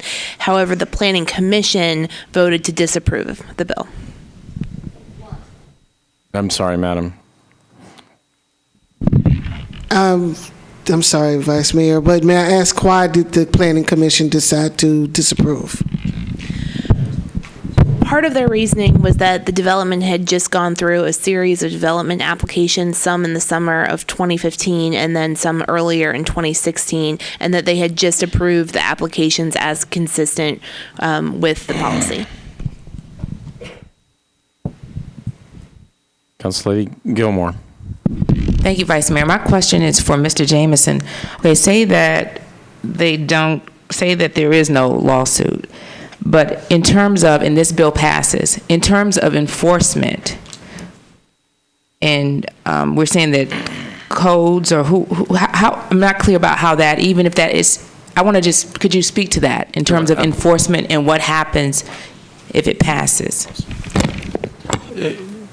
With the understanding and the agreement by the Metro Legal Department that the property rights have vested, then the instruction to the Metro Codes Department, and there's an email from, I believe, Mr. Bill Herbert, expressing the opinion that the codes will then, regardless of the decision of this council, would not construe this vote as binding and would continue to issue the permits or whatever the next development phase is. So even though if this were to pass, it still would not change effectively the changing of the number of units, because codes would not enforce what this bill would pass. If the legislation doesn't pass, one of which is reducing the number of units, then clearly not. But if it does pass, I'm trying to see, would codes enforce it, or would they adhere to what the state is saying? That's and our understanding is that Metro Codes would not enforce it. They would grant the permits as they are currently vested to the 60 units now. Thank you. Council Lady Karen Johnson. Thank you. This message is for Attorney Jameson. Can you answer these two questions? Is the property currently owned by a for-profit company? We investigated Men of Valor, and they are purportedly in a partnership with Jericho Properties. Jericho Properties is a for-profit entity that has some sort of business relationship where Men of Valor is the sole member, I believe. The only other thing we were able to find out from our investigation was that they have engaged in previous development partnerships with CCA, Corrections Corporation of America, although CCA is not a member of their LLC. But it is fair to say that the group mentioned is a proposed tenant, correct? That the group mentioned. They're not the property owner, they're a proposed tenant.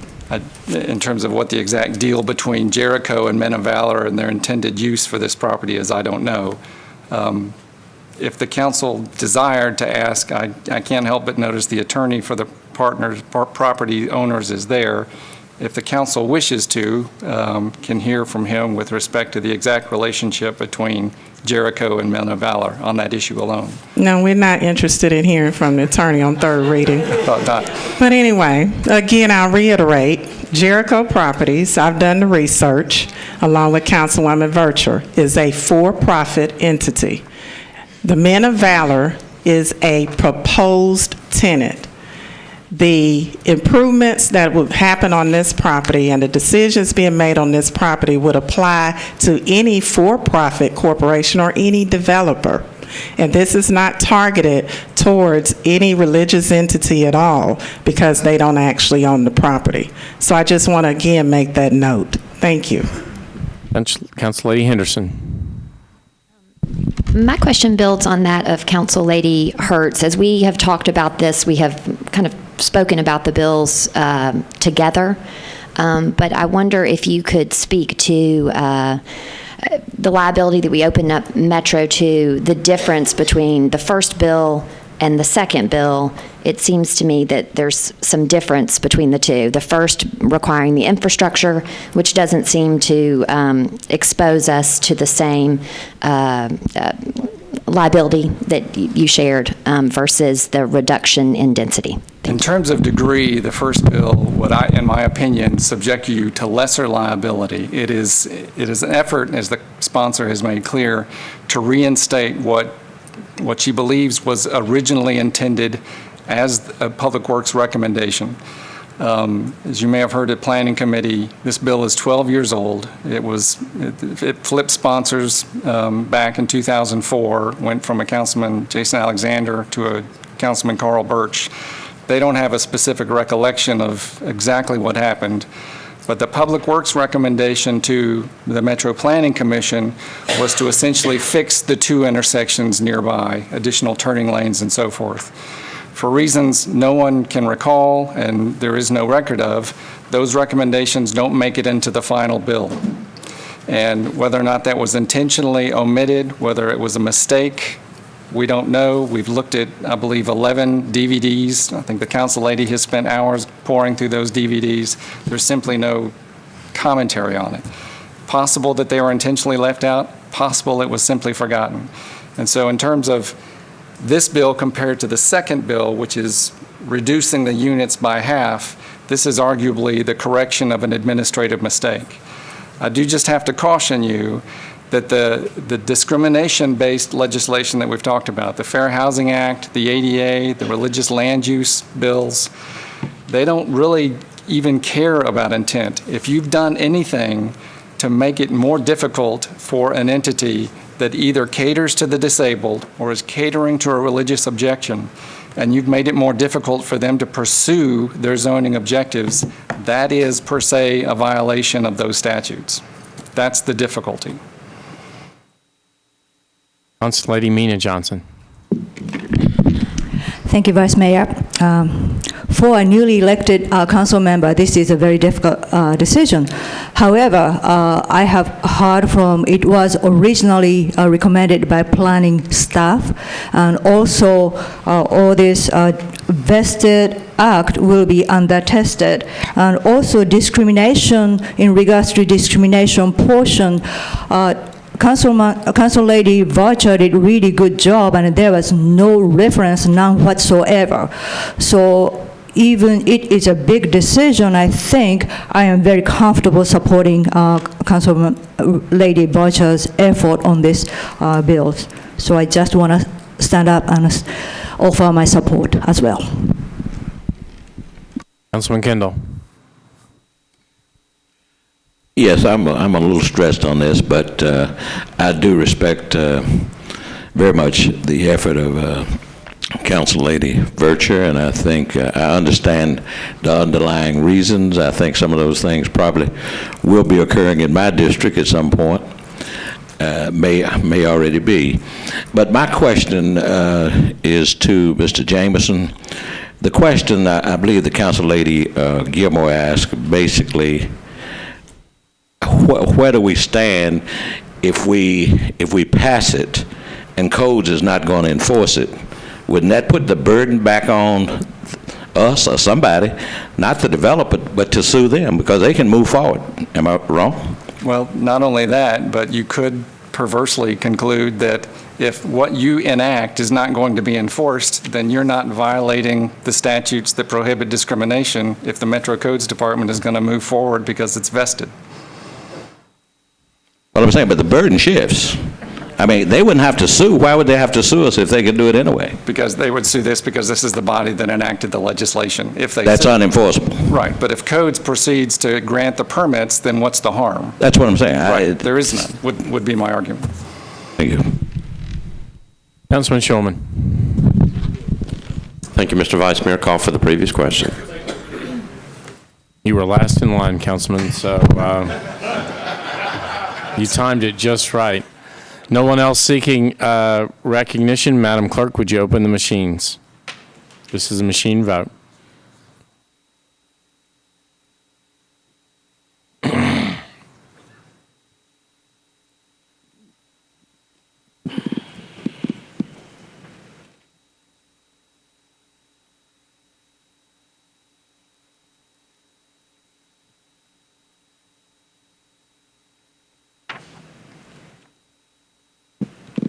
Clerk?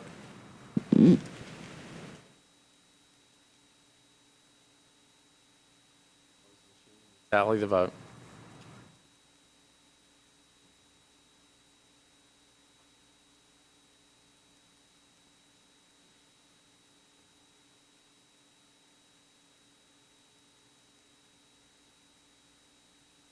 Sorry, Madam Clerk. I have 26 for, 2 against, 9 abstention. It fails. Motion fails. BL 2016-141, Councillady Karen Johnson amends 21.62 acres of the Carrollton Station Plan Unit Development Overlay District for property located at 308 Carrollton Station Drive to permit a total of 30 multifamily units for where 60 were approved per preliminary PUD revision and final site plan. Councillady Karen Johnson. I move to suspend Rule 29 and 15. Seeing no objection, Councillady Johnson. I move for approval, and I would like a machine vote. Committee report first. A committee report was not made due to an error. Well, Councillady, let's let Councillady Allen make that report. Thank you. Committee report from planning is that we voted to defer 13 in favor, 0 against. Thank you. Councillady Johnson. I, again, renew my motion to approve and would like a machine vote. No one's seeking recognition. Madam Clerk, would you open the machine and tally the vote? And count. You can tally the vote when you're. Councilman Glover, did you seek recognition on this? Yes, Vice Mayor. I would like just clarification. When the committee defers it, it's my understanding under Rule 24 that it's deferred. But, I mean, maybe I'm misinterpreting something. You are correct, but Councillady Johnson moved to suspend the rules, and there was no objection to the suspension of the rules. Okay, well, I'm learning things. Thank you.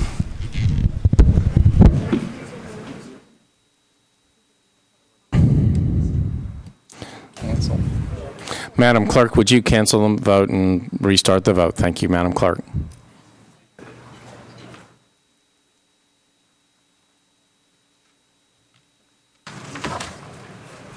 The machine is open. Now please register your votes.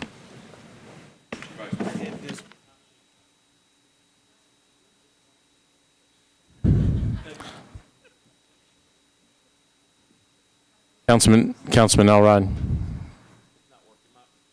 My machine is not working. Your microphone is, however. My machine is not working, but I would like to be recorded as voting in favor, unless Shannon performs some magic on it.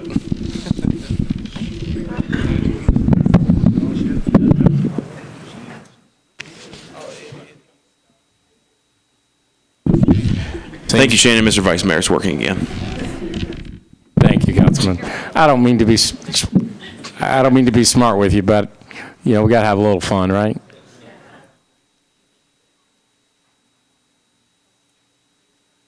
Madam Clerk, would you close the machine and tally the vote?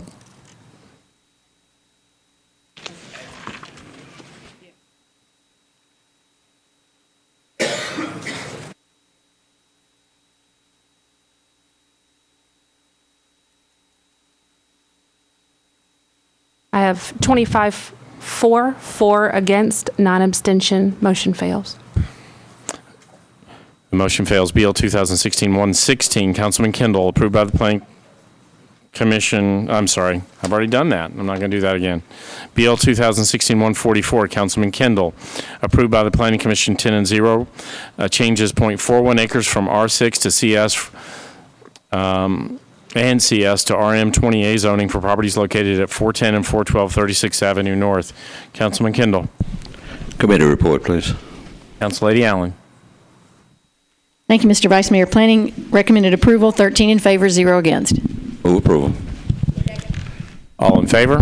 Aye. Opposed? Motion carries. BL 2016-147, Councilman Pridemore, Sledge, and others, amends the Metro Code related to the Blighted Property Grant Program. Councilman Pridemore. Budget and Finance voted for approval, 12-4-0 against, so I move for final approval. Moved and properly seconded. All those in favor? Opposed? Motion carries. Bill 2016-157, Councilman Mendez, Gilmore, and others, amends the Metro Code pertaining to tax increment financing. Councilman Mendez.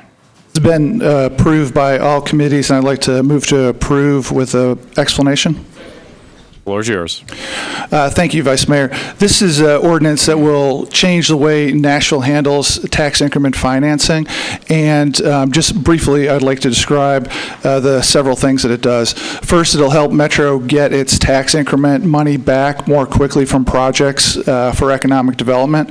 It'll also give the Metro Council more say in what happens in tax increment financing projects going forward. And finally, we're going to get greater transparency in the form of annual reporting from MDHA on every TIF project in the city. The last thing the ordinance does is it has this body specifically approving MDHA using the proceeds from selling property in the Rutledge Hill redevelopment district for Envision Casey, which is very important for the city's affordable housing progress. Finally, I'd like to thank Councilmember Gilmore, the mayor's office, MDHA, and my 23 colleagues that were co-sponsors on this. With that, I'd like to renew my motion to approve. Councilmember Withers. Thank you, Mr. Vice Mayor. I would like to thank as well Councilmember Mendez and Councilmember Gilmore for the expertise and the experience that they brought to the discussion about tax increment financing specifically. On a personal level, I really appreciate the council body's support of this ordinance that provides a gateway to building affordable and workforce housing in District 6 for a very large number of my constituents who do not have an ability necessarily to advocate for themselves. Just this past weekend, I was able to go out with MDHA and the mayor's office, and we are working on getting Casey residents signed up for computers so that if they wanted to read an agenda that they could do that so that they can begin to participate. And there are a number of hurdles to that process, and we're beginning to work through those. And it's really in the interest of those people who need our help the most that I really want to champion Envision Casey. And I know that there are a number of questions that we had as a council body. I appreciate everyone working through those questions in a deliberative manner, but also in a speedy manner so that there was not undue delay for carrying out that Envision Casey master plan that has been in the works for many years and will help so many. So for all of those of us on this council body that are speaking quite a bit about affordable housing, congratulations to all of us because we have removed a roadblock to opening a very large number of affordable and workforce housing units in our city. Thank you. Moved and properly seconded. All those in favor? Opposed? Motion carries. Bill 2016-160. Councilman Sledge exempts on-premises beer applications within the Urban Services District from the minimum distance requirements if the establishment for which a permit is sought is separated by a state or federal highway from any church, school, or playground, park, licensed daycare center, or nursery, school, or playgrounds, or dwelling for one or two families. Councilman Sledge. Thank you, Mr. Vice Mayor. The bill is amended, and so the bill as amended and approved by a twin committee, I would move passage. Moved and properly seconded. All those in favor? Opposed? Motion carries. BL 2016-162. Councilman Roten, Elrod, and Allen abandons an existing unused sanitary sewer easement located at 1176 Stones River Road. Councilman Roten. Thank you, Mr. Vice Mayor. It's my understanding, based on conversations with legal counsel, that there was a typographical error when we passed it on second reading, so I need to move to suspend the rules to amend it. There's a motion to suspend the rules. Is there objection? Seeing none. Councilman? Your Honor, I move, Mr. Vice Mayor, I'm sorry. I elevated you. I've elevated you. I apologize. I don't get paid as much as the judge. I know. That's keep going. I move ordinance BL 2016-162 so I can amend it. The motion to amend BL. The motion to move the bill so it can be amended. The motion to amend the bill is properly before us and seconded. All those in favor of the amendment? Opposed? You're on your bill as amended. Move passage. Moved and properly seconded. All in favor? Opposed? Motion carries. BL 2016-163, Councilman Anthony Davis, Elrod, and Allen, abandons an existing sewer main and easement and to accept new sewer mains, manholes, new water mains, and fire hydrants for property located at 1414 Rosebank Avenue. Councilman Davis. Thank you, Vice Mayor. All committees in and approved. I'll move approval. Been properly seconded. All those in favor? Opposed? Motion carries. BL 2016-164, Councilman Withers, Elrod, and Allen, abandons an existing sewer main and manhole and accepts a new sewer main, manhole, and easements for property located at 970 Woodland Street. Councilman Withers. Thank you, Mr. Vice Mayor. With all committees approving, I move approval. Moved and properly seconded. All those in favor? Opposed? Motion carries. BL 2016-165, Council Lady Mina Johnson, Henderson, and others, abandons an existing sewer main and accepts a new sewer main and easements for properties located along Linwood Boulevard and Abbott Martin Road. Council Lady Johnson. Thank you, Vice Mayor. Move to approval, please. Moved and properly seconded. All those in favor? Opposed? Motion carries. That brings us to BL 2016-161, which was previously deferred indefinitely in committee pursuant to Rule 24. This will be our first time to have one of these bills back in front of us, and I acknowledge Councilman Glover. Thank you, Vice Mayor. I didn't realize we could suspend the rules, or I would have tried that last time. Anyway, that being said, let me be very clear about what this bill actually does. All it does is saves the dates in the event we lose a lawsuit that was filed today. It doesn't say do a gun show. It doesn't say not do a gun show. It says save the dates. That's all it says.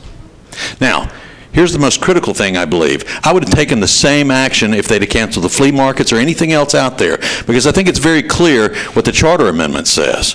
We can agree or disagree on it. The court's now going to decide. But if I'm able to Google and I can find an article that was written and in the city paper on July 31st, 2013, and I quote, the charter amendment approved by the voters in August 2011 included two provisions, Cooper explained in the follow-up email to the city paper. The first provision requires that all activities that were taking place at the fairgrounds as of December 2010 to continue on the property in perpetuity.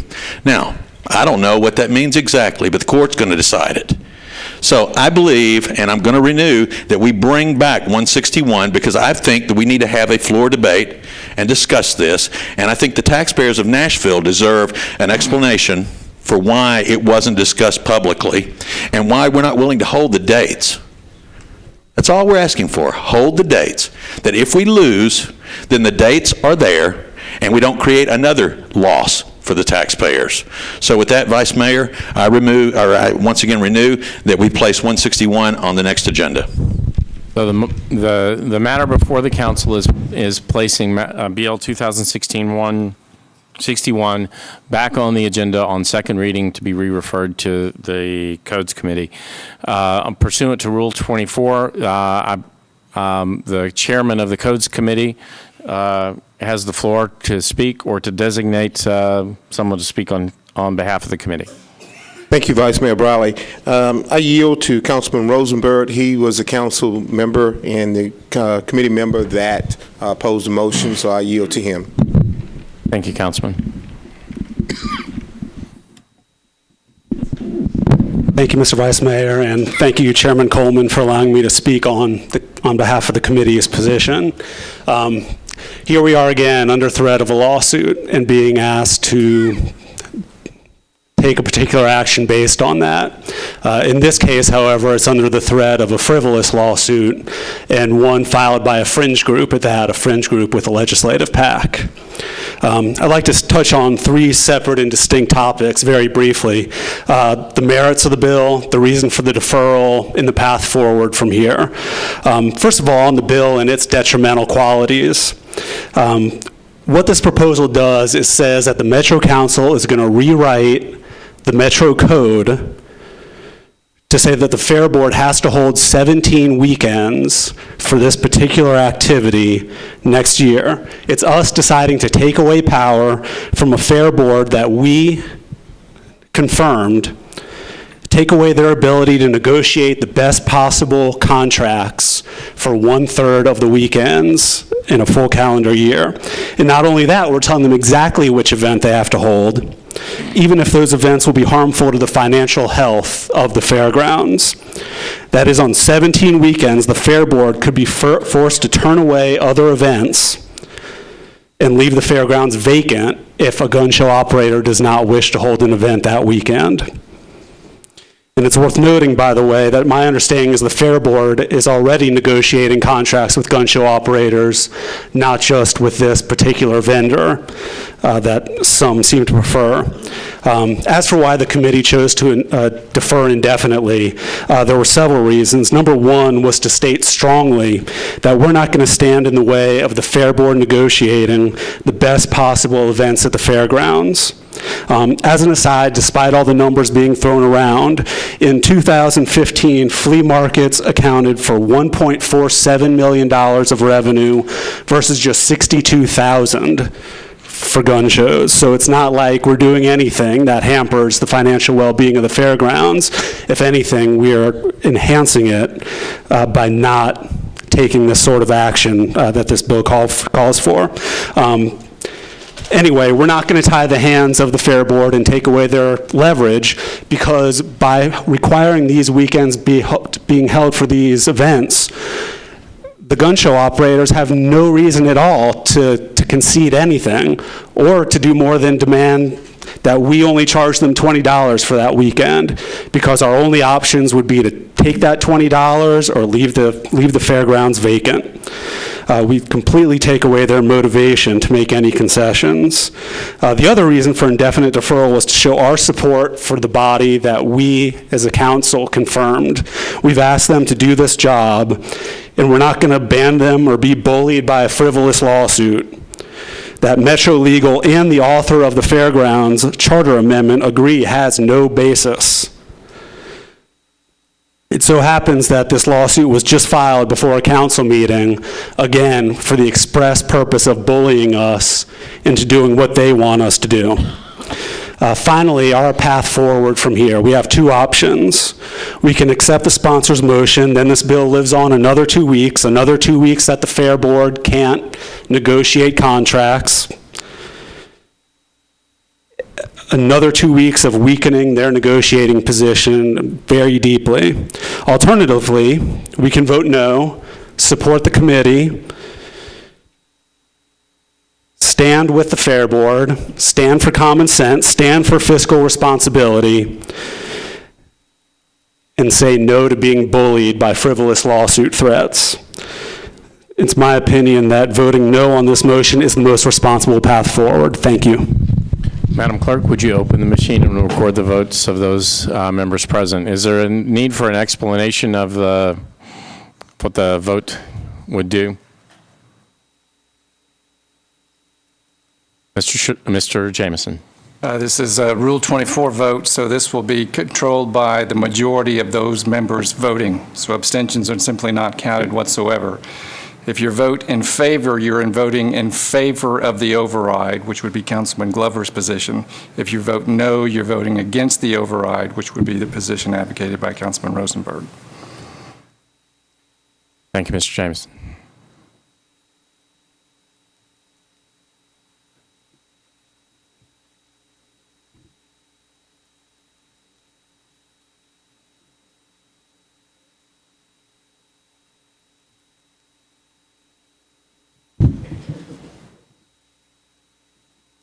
If you'd like to cast your vote, now's your last chance.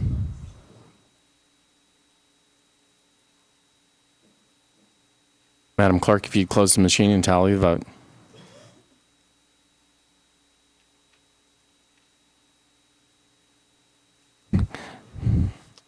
Sorry, Madam Clerk. Okay. There you go. I have 7 for yes, 26 against, 2 abstentions. The motion fails. Nothing further before the council. A motion to adjourn is I'm sorry. Council Lady Van Rees had asked for a moment of personal privilege. Yes, after another 14-hour day, I wanted to have a point of personal privilege. On April the 5th in 1988, I met the love of my life, and I want to say happy anniversary to my wife, Joan Van Rees, on 28 years. Thank you, Council Lady. Is there a motion to adjourn? All those in favor? Opposed? Motion carries. Thanks for sticking with us tonight. I know it was a difficult meeting, but y'all did good work. Thank you.